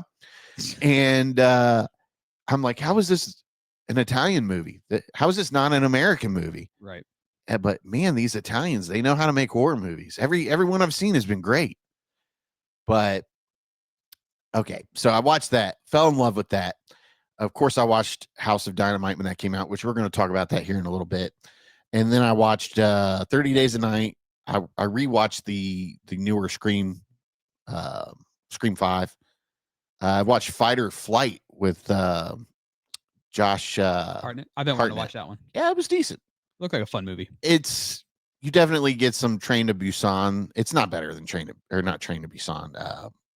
What was that? Bullet Train. Okay. It's not better than Brad Pitt's Bullet Train. Then I watched Zombie Flesh Eaters. Another great movie. That's your boy. That one's Fulci. Yeah, Fulci.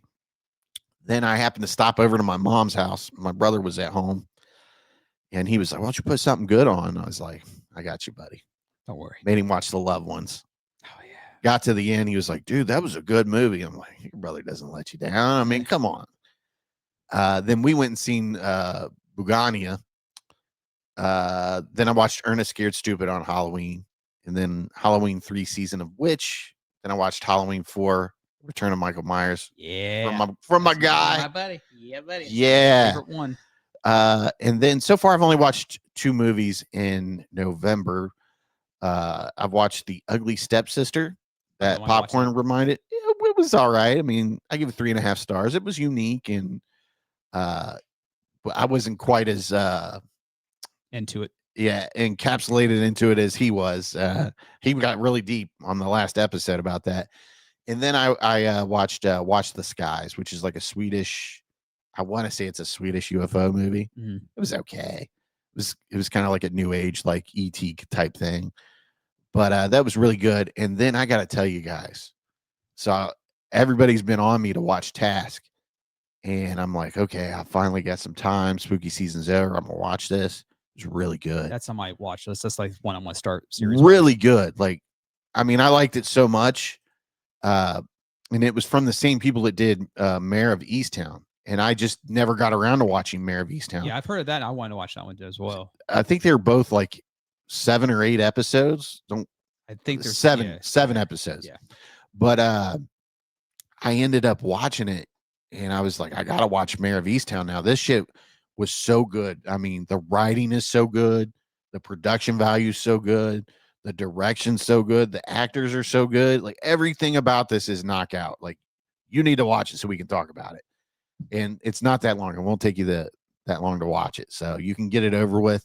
I think I watched Task in a matter of like 2.5 days. And the same thing with Mayor of Easttown. My God, dude, I just want to tell you guys, Kate Winslet is. I knew you were going to say something about Kate I know. Winslet. Kate Winslet is still a fucking babe, dude. There's a scene where she meets. Listen, Guy Pearce is in this too. The poor man's Brad Pitt. The poor man's Brad Pitt is in it. I saw this and I was like, Brad. It's like the poor man's Brad Pitt's in this. Oh, this is such a fucking awesome show now. I don't know if I was more excited about Kate Winslet or Guy Pearce being in it. Sounds like Guy.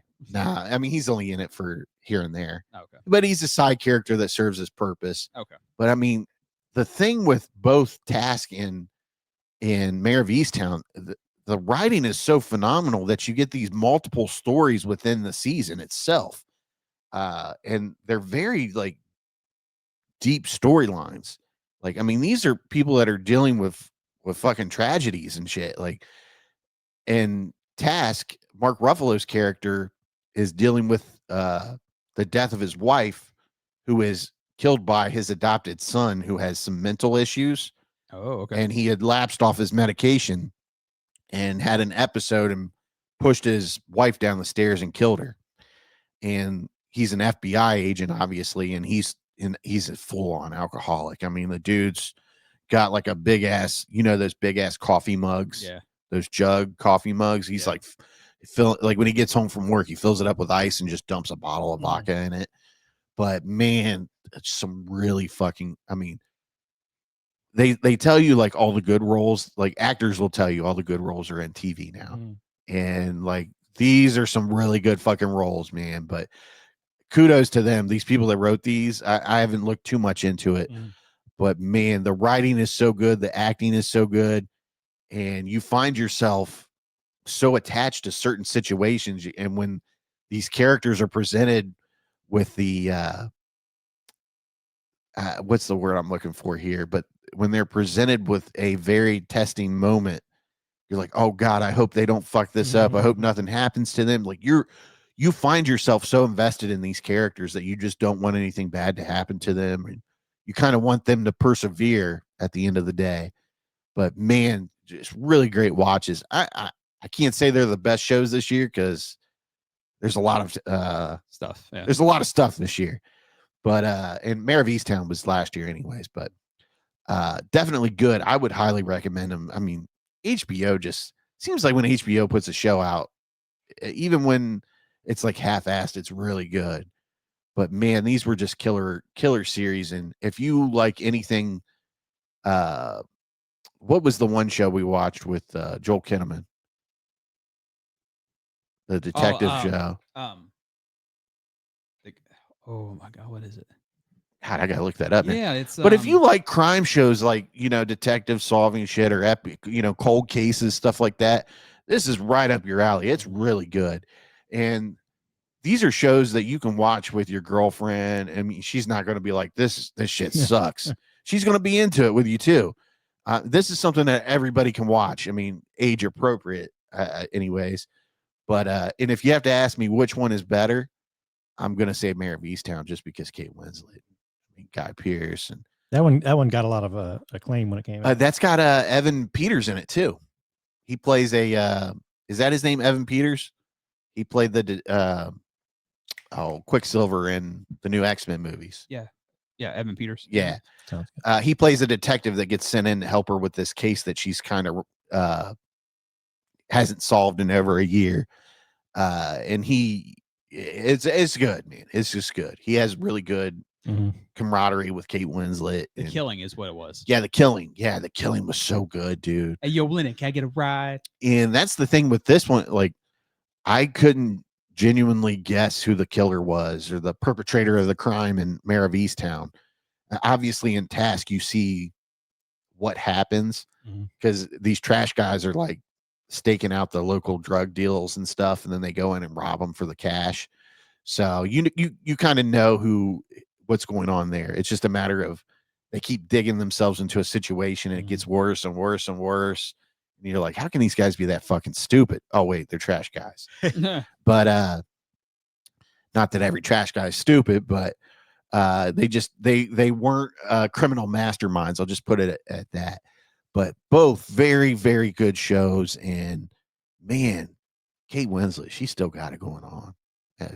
There's a little sex scene. They don't really show you a whole lot other than Kate's bare little side booty action there on top of Guy Pearce. And you're like, that's my dude. It's my dude banging Kate Winslet. Give him props. No, all jokes aside, phenomenal shows. Obviously, Kate Winslet is still a tremendous actress. Very good, very good. I highly recommend it. Rob, give us something quick. All right, so I watched Beast of War, shark movie, which I've been wanting to watch. Figures. I thought it was great. A kind of like mockumentary called Incantation. Really interesting. I've heard of that. It's really good. I liked it actually. It's very different from what it is. I Know What You Did Last Summer. The new one sucks ass. How terrible was that movie, dude? I'm not even bullshitting you. You probably thought I was like, fucking kidding you or some shit. Like, it was terrible.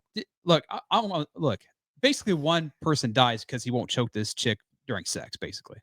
And that's basically sums up how this movie is. Fucking sucks. So I can't believe like Freddie Prinze Jr. and Sarah Michelle Gellar can't decide to do this movie. Yeah, like I can't believe they all agreed to do this. I mean, obviously they probably all need a paycheck, but no. It just didn't make any, and it all went on that trauma bullshit train, dude. Can't just have a killer. Can't just have a killer killing people. It had to be some trauma shit that caused somebody to kill somebody. Match, fantastic. Might be the sleeper of the year. Yeah. I watched it. You saw that big deformed pee-pee, and you were like, Jesus, dude, I lost it. He has the rose. the mouse trap. Oh, Jesus. Did that make you like cringe up a little bit? Yep. I watched a couple they're like 60-minute movies. Hiawatha Man and Ikena Man. They're like a Korean figures. Yeah. So whatever. Okay. Movie called Bloody Axe Wound. Okay, really weird, but not too bad. I got to watch Weapons. Fantastic. Did you love the ending? It didn't stick for me because there's so many. I know there's so many questions that it really don't get answered. Yeah, they don't need answered. I know, but they're going to do a prequel to that. Well, prequel, and then he said he would like to do a sequel after he does some movies. Did you see the set leaks of Resident Evil? It looks pretty sweet. Yeah, I'm excited for that. And he's done 2 good movies now. So I'm excited that it looks like it's going to be like a survival zombie movie and not just some crazy fucking meth dream that old dude cooked up for his wife. Right. I watched one called Strange Frequencies, Taiwan Killer Hospital. So this is a Taiwan version of the Gojiam Haunted Asylum, which is the Korean. It's not nearly as good as that one. I think that's all in terms of like horror. And then I got a chance to watch, of course, House of Dynamite. We'll talk about that. The new Tony Jaa movie called Striking Force. It's not as good as his past movies. It's life, man. Everything sucks. I know. Everything sucks now. I'm on my kick with the Hong Kong cinema, which will be, I watched City on Fire with Chow Yun-fat, which I've never seen. And I haven't watched any series. I do want to watch Task is the one, but I'm really into Welcome to Derry, the It prequel. Oh, yeah, I watched that too. I watched the first 2 episodes of that. The first episode is fucking wild. The end, dude, that mutant baby. Yeah. And it's like these dreams are so gory. And you're like, you don't know if it's real or if it's a dream. Yeah. It's intense, dude. And then I watched the first episode. Well, and then of course, what do you think? Well, in the second episode, they tie someone into a certain movie. I was telling my buddy Miller today. He had messaged me about that. He was like, I finally got around to watching this. It's crazy, dude. And we were talking about the mutant baby.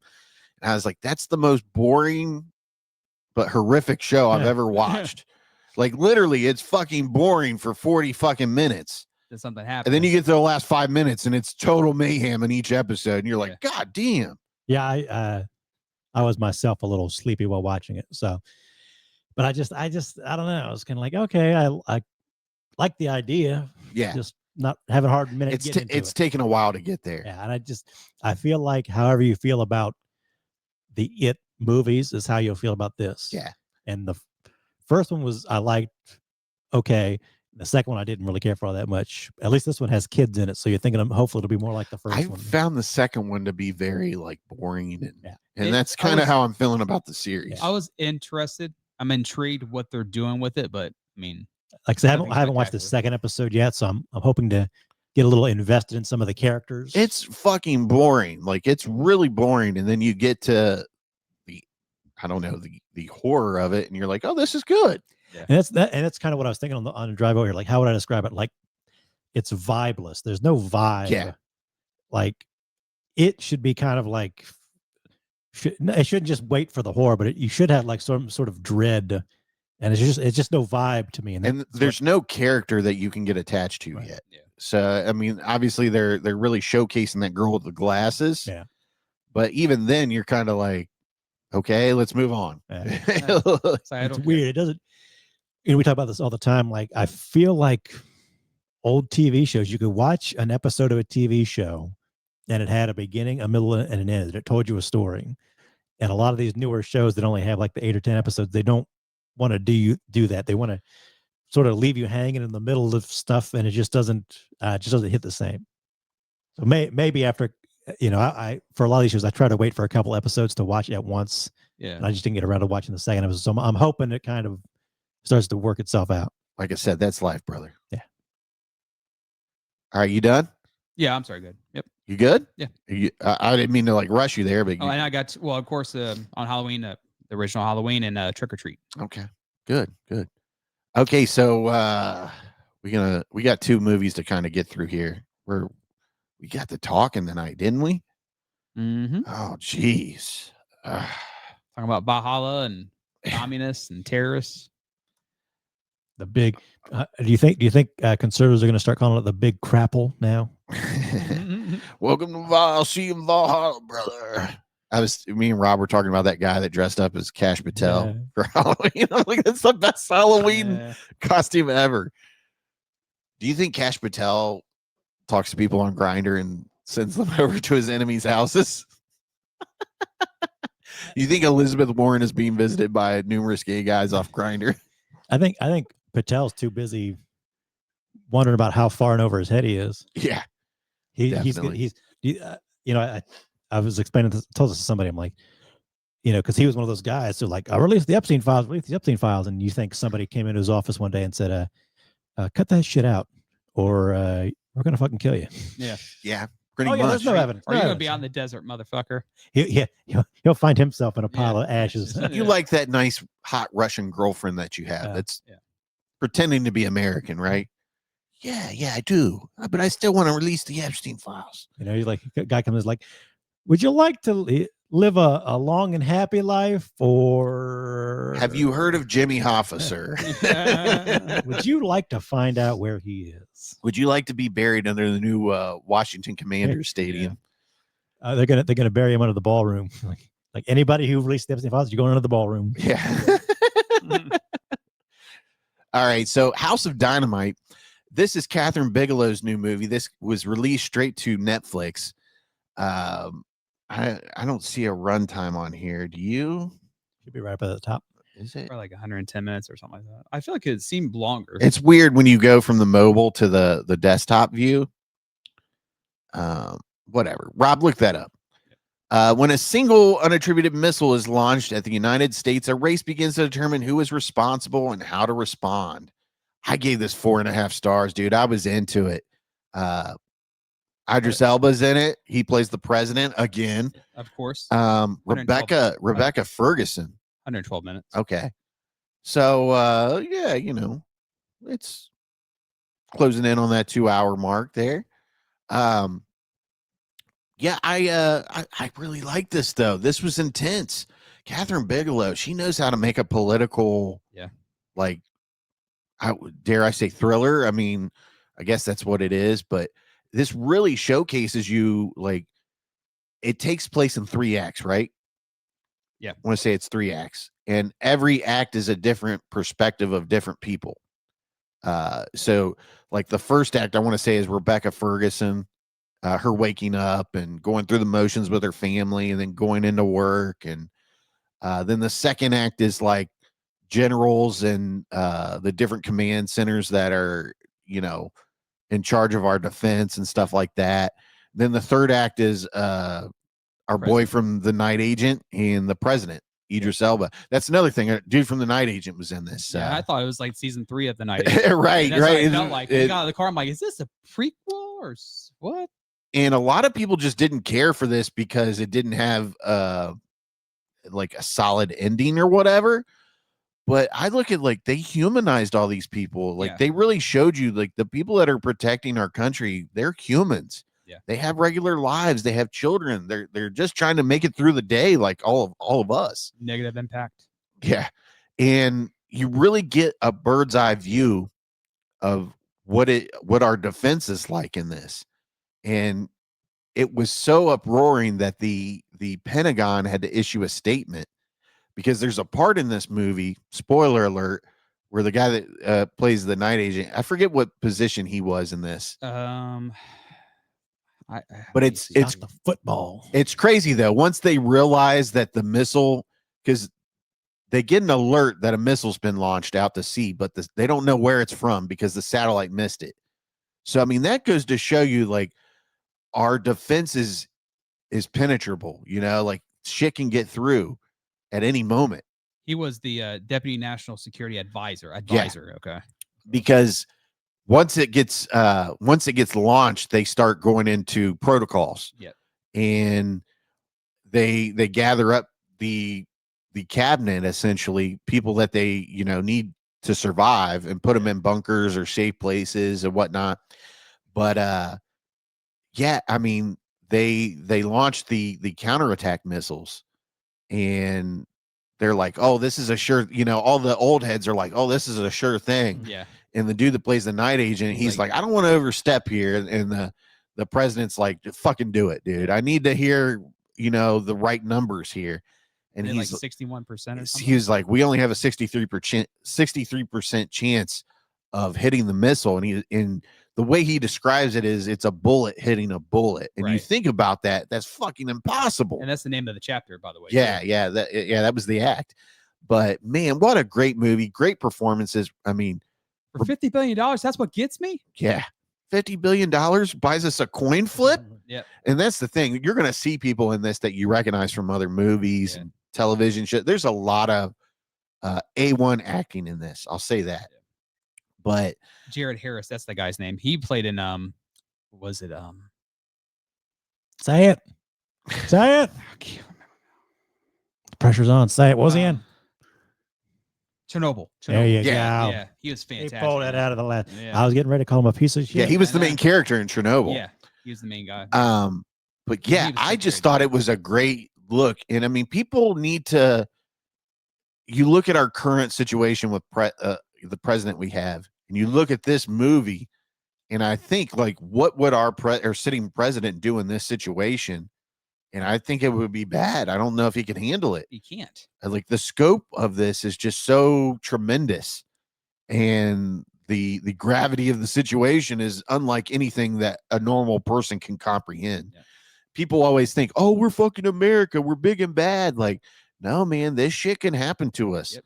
Somebody could launch a missile in the middle of the fucking ocean, and it can beat our defenses. And you think about it, like, it's funny, in the movie, they're trying to figure out where this is, and where it's going to hit. And the movie takes place in a span of 18 minutes. Yeah. Like, that's where all the events take place, within 18 minutes. Yeah. That's essentially the time we have to identify where this is coming from, where it's going, if it's going to go into orbit, which is a terrible sign because that means it's going somewhere. Right. And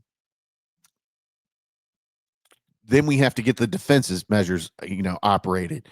And they do a good job of who played the soldier guy? He was the guy in the last Transformers movie. Yeah. Anthony Ramos. Yes, that's his name. I think, anyways. Yeah. I just know he's a Latino guy. Yeah.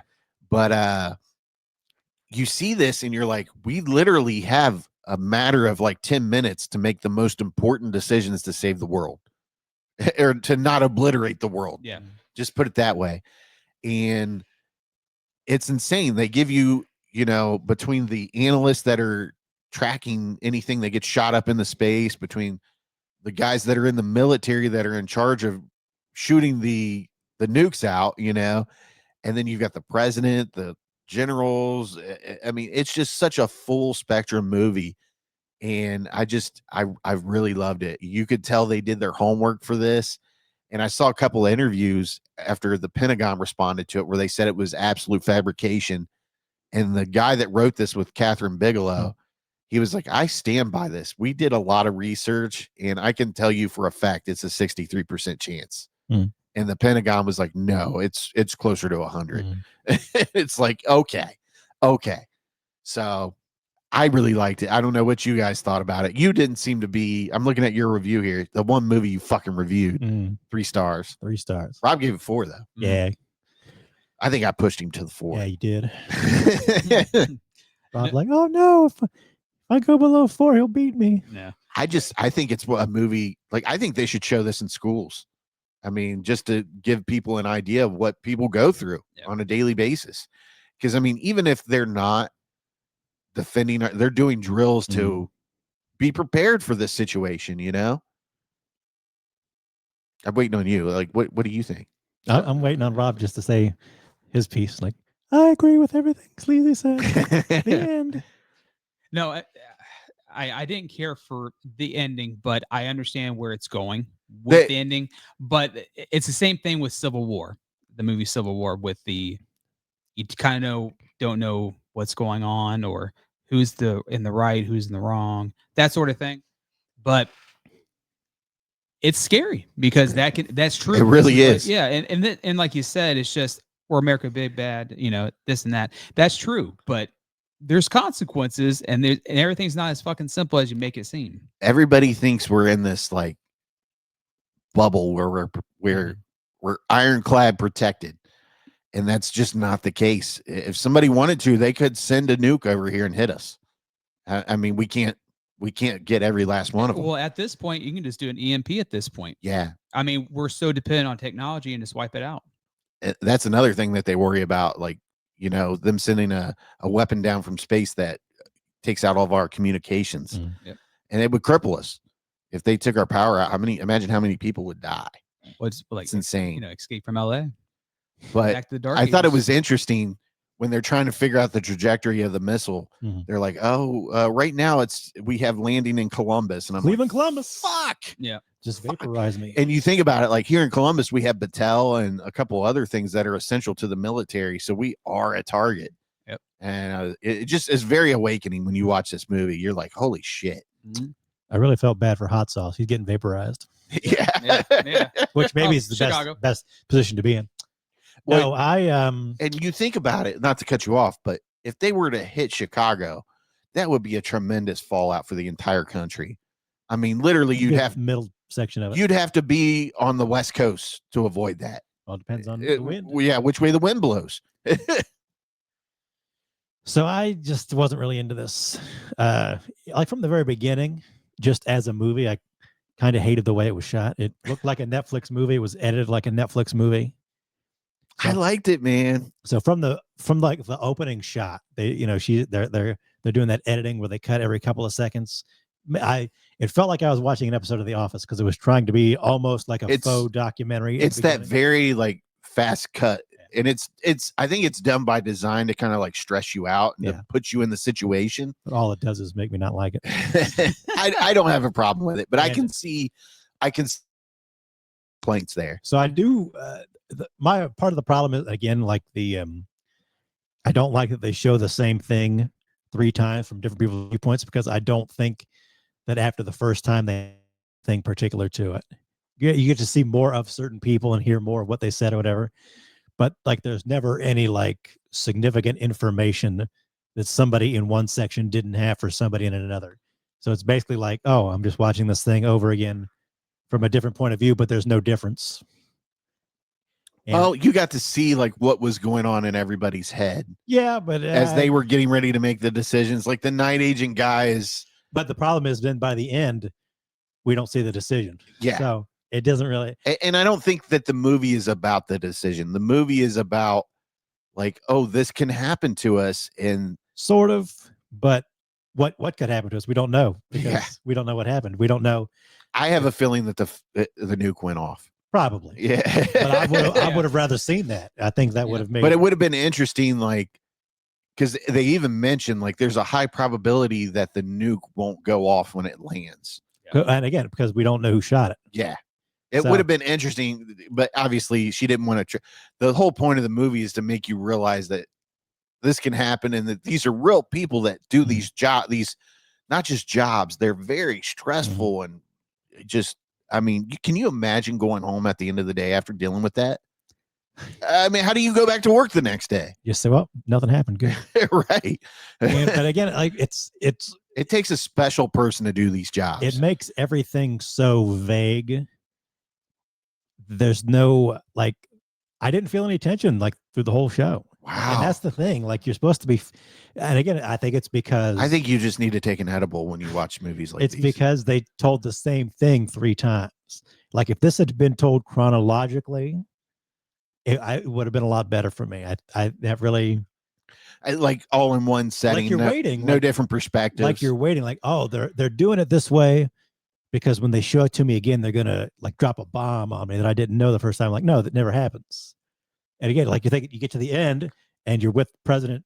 For one, they don't show the president till the end. You kind of hear him and you assume it's a. I was almost thinking like, do they not want to show a black president for some reason? I'm turning this off.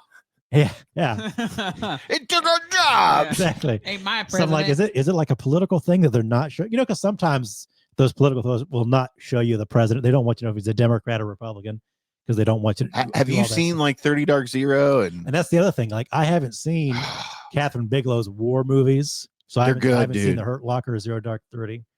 she did Hurt Locker, Zero Dark 30, and did she do the one with the guy from The Office? I don't think so. Well, she did Detroit as well. Oh, she did Detroit. Yeah. Who did the 13 Is that hours or Is whatever? that Michael Bay, or that was maybe a Michael Bay production? That was another good one though. That's stressful. Yeah. And so, like I said, I mean, the actors are good. Rebecca Ferguson, Idris, well, they're good and they're giving good performances. And again, like you say, it does kind of show you like a real world, like what these people are going through.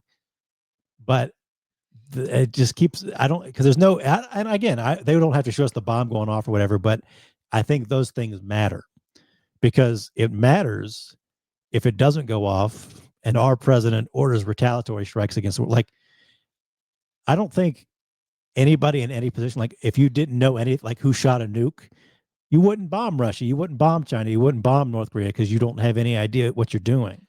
But obviously you would have to deal with them thinking you might.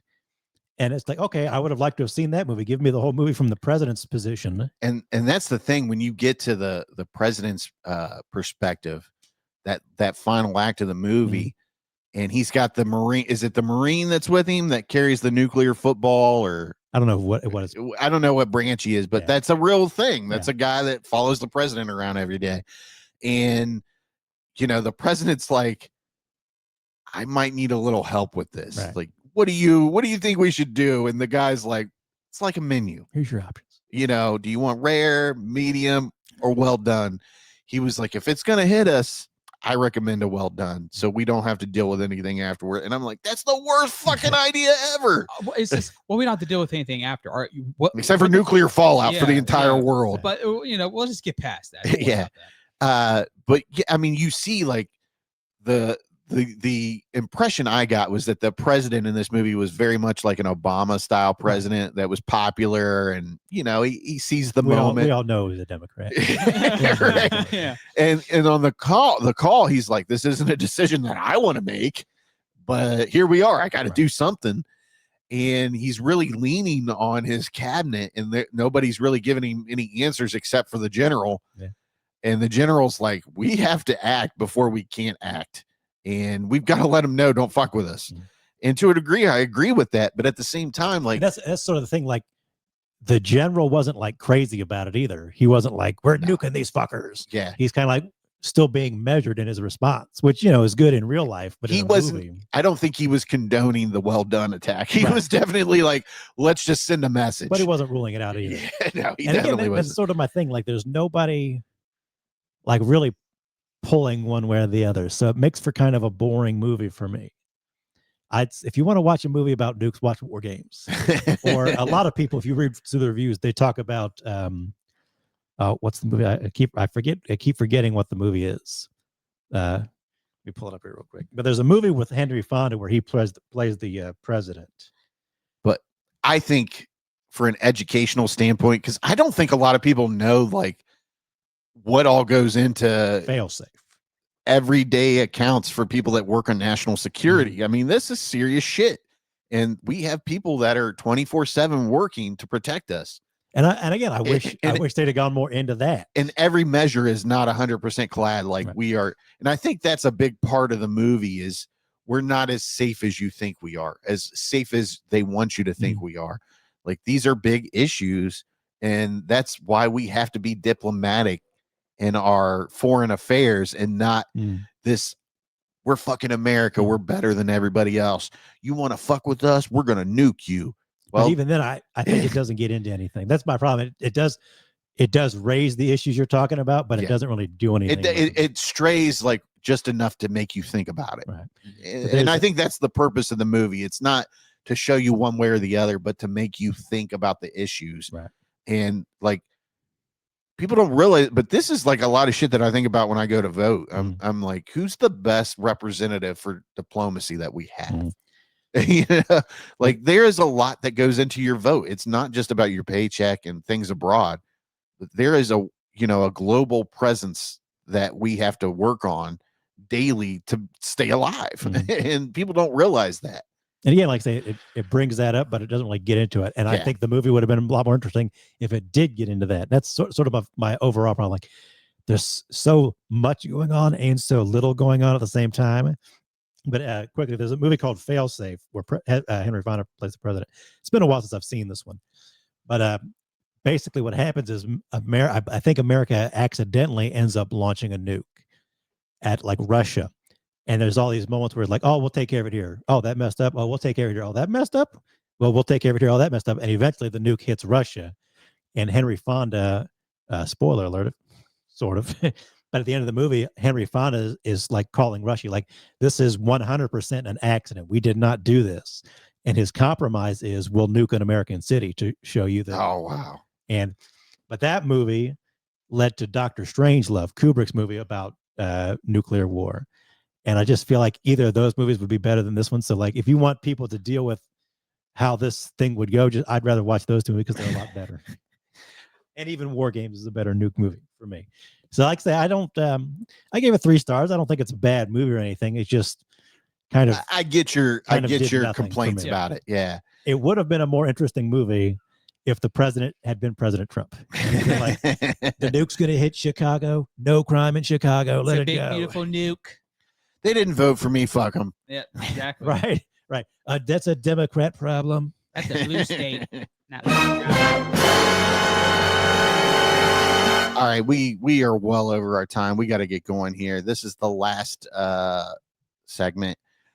Okay, so we're going to talk about Bugonia. This is the latest movie starring Emma Stone and Jesse Plemons. And, I hit the wrong button there. There we go. So I gave this 4 stars. I don't know what you gave it, PBS. You gave it 4 stars too. We saw this on Halloween during the day. Phenomenal movie to watch during the day. I'm convinced like the afternoon showing is the way to go. They really are the ones that try to go. Civil moviegoers, nobody talking shit, nobody on their phone. Fantastic. I mean, they're on their phone through the previews, then they turn it off and they're ready to watch the movie. Like I told you when we came in, the person just to the bottom view looked like they were scrolling their letterbox. I'm like, a film person. They'll be quiet. we know we're in good hands here. A civilized human. I told Steve that's when we need to start. We need Letterbox to start like sponsoring screenings. Like, this is for people on Letterbox. You other peasants can go somewhere else. Right. It all starts with something magnificent. 2 conspiracy-obsessed young men kidnap a high-powered CEO of a major company, convinced that she is an alien intent on destroying planet Earth. Pretty good movie, though. I gotta say, it's nothing that's gonna blow you away. Obviously, I think if you're into the artsier movies, this is a movie for you. It's not super artsy either. No, it's not super artsy either, but I think that's who this would gravitate towards, not necessarily the average moviegoer.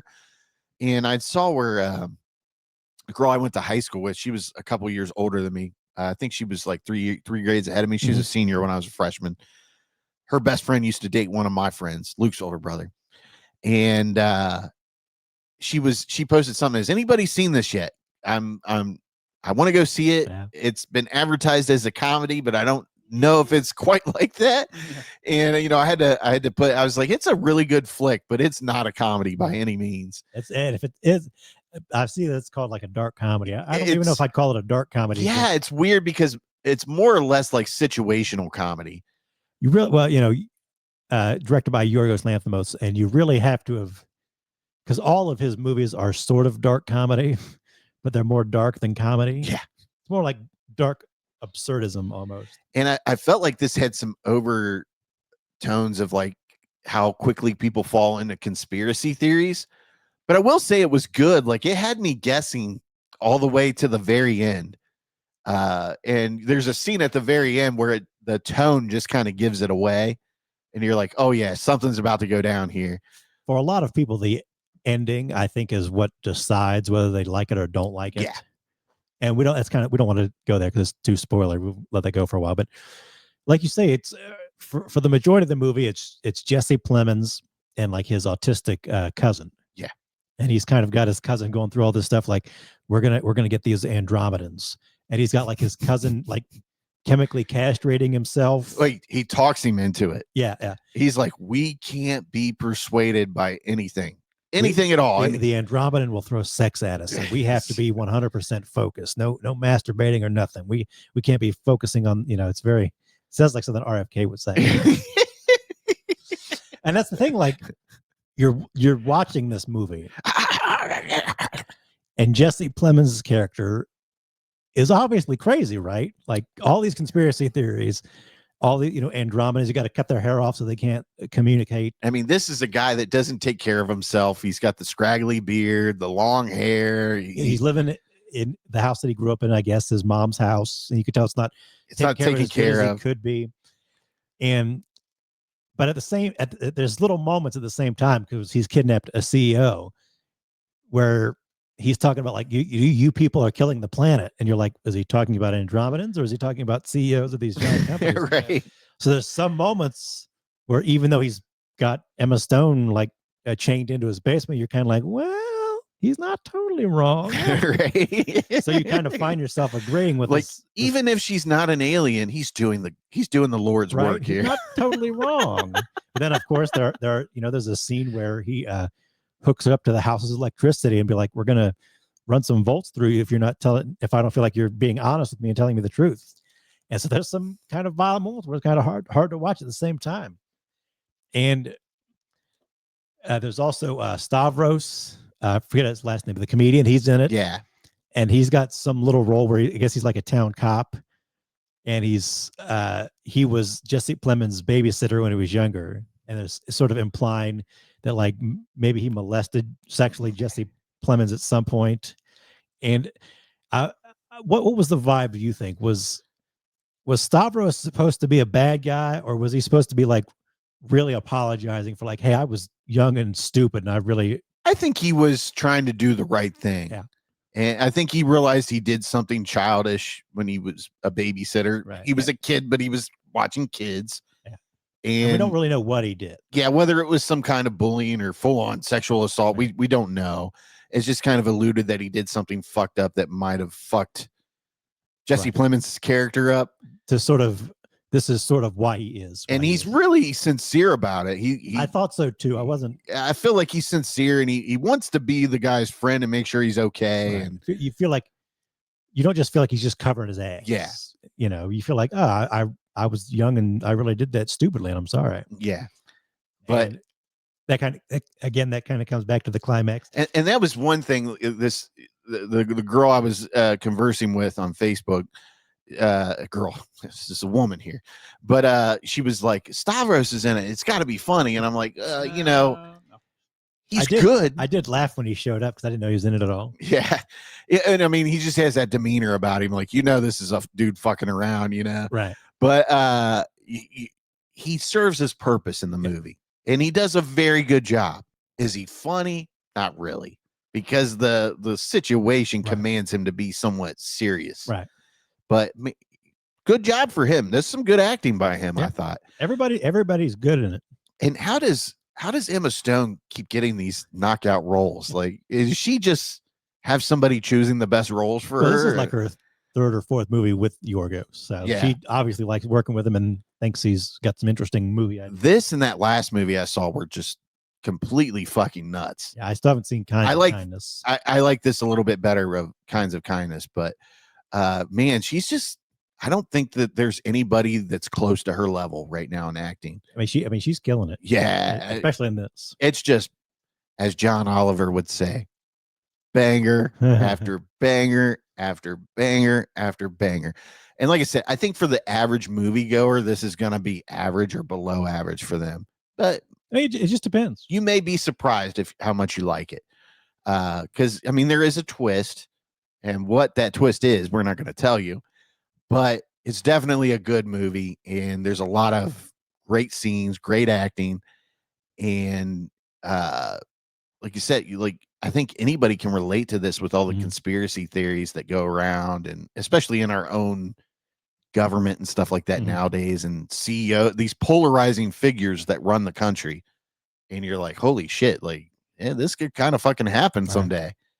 Not necessarily, not 100% of this movie, but you get what I'm saying. Kidnapping the CEO. And I'd be curious to like when he started writing this movie, because I feel like they announced it right after Kinds of Kindness came out. But like with the healthcare CEO getting shot and all that, just go back to House of Dynamite for a second. It is kind of funny that like the same week that came out, Trump's talking about restarting nuclear testing and all that. Like, all right, now did he see the movie? Did somebody tell him? He's like, oh yeah, we should do that. Yeah, it's definitely a good watch.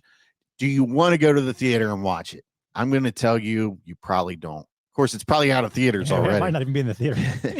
We went and saw it on opening day, and it was on a small screen. I'm like, why isn't this on the freaking IMAX?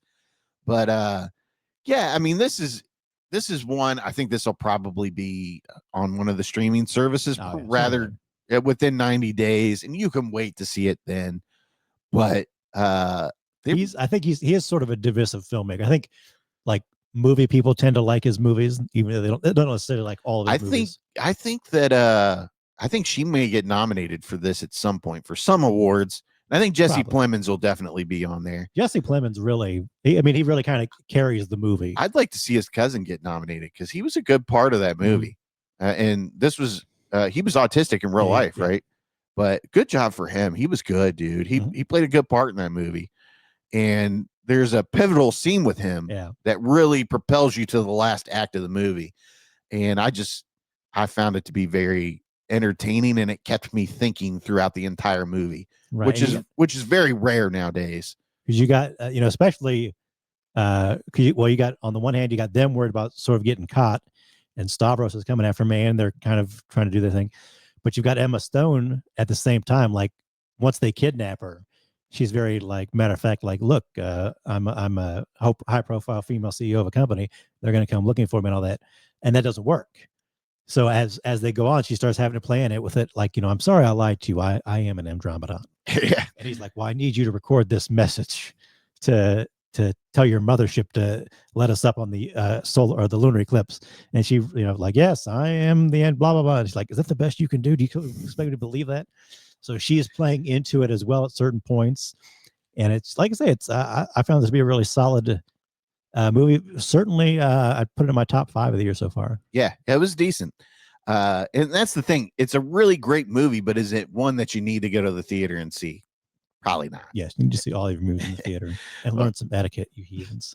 That's the thing. I'm starting to recommend people don't go to the theater so I can enjoy the movie and not listen to them fucking talk and be on their phones. And oh my God. Not to get into that conversation again too much, but like, look, you got a nice TV right over there. You got sound setup. You got your lights. I see people with even more intricate like backlighting setups. Like, I understand why people don't want to go to the movies to see it when they got that kind of stuff at home. You're like, yep. Yeah, definitely. The only person I have to deal with is me. But yeah, it's definitely an entertaining movie. You can probably wait for this one to hit streaming though. But yeah, I look forward to seeing if this gets nominated for anything just because of what type of movie it was. I think it will. Yeah, it definitely will. I do think that one particular scene in the movie really was funny and just got to like our current state of labor in general. Because he kind of works, she's like the CEO of kind of like an Amazon type company. And he works for that company. Right. He's in like the fulfillment. He's in like a package. And this old lady's talking about her hand being cut. And he's like, that's bullshit. He's like, that's a labor violation. You should make them pay for that. Right. Go to the hospital. And this lady's like, I just I don't want to lose my job. I can't lose my paycheck. I need to work. It's fine. I'll be all right. And he's like, no, go to the doctor. Again, like you are kind of rooting for him in a way. Yeah. Even though he's obvious. And again, that makes you sort of dig into your own, like, how do you feel about conspiracies? How do you feel about real life? How do you feel about CEOs in general taking all this money? Because, I mean, really, they're thieves. They're domestic terrorists is all they are. Yep. And I applaud his character, even if she isn't an alien, just going after her. I can see you kidnapping a CEO and pulling Robin with you. I don't have that much. I don't know, Sleazy. I don't have that much energy. Yeah, you got that room back over there, buddy. I don't know who you got hiding there. The opposite. I'd be taking him. Like, we're gonna get these motherfuckers. Oh, you know, there's nothing but Ukrainian women in there. Don't worry about that. There's 500 piles of bodies in there. Cremations. Ashes. Yeah. Remains. Well, what do you think I used that wood burner for? Exactly. Ain't fucking fooling me, buddy. Yeah. Yeah. Yeah, So, solid movie. yeah, definitely. I enjoyed it. Definitely. I think when it gets on streaming and more people check it out, I think they'll like it. But you know, the ending, again, not to give anything away, could change how you feel about it. Yeah, definitely. You could hate it or you could love it, depending on how you feel about that ending, for sure. All right, so that's all we have for you on this episode of the Sleazy Podcast. As always, remember to share the show, and from there we'll get one listener. But remember, keep it sleazy. Thanks for listening to the Sleazy Podcast. Make sure you hit the subscribe button and remember, listen to Sleazy.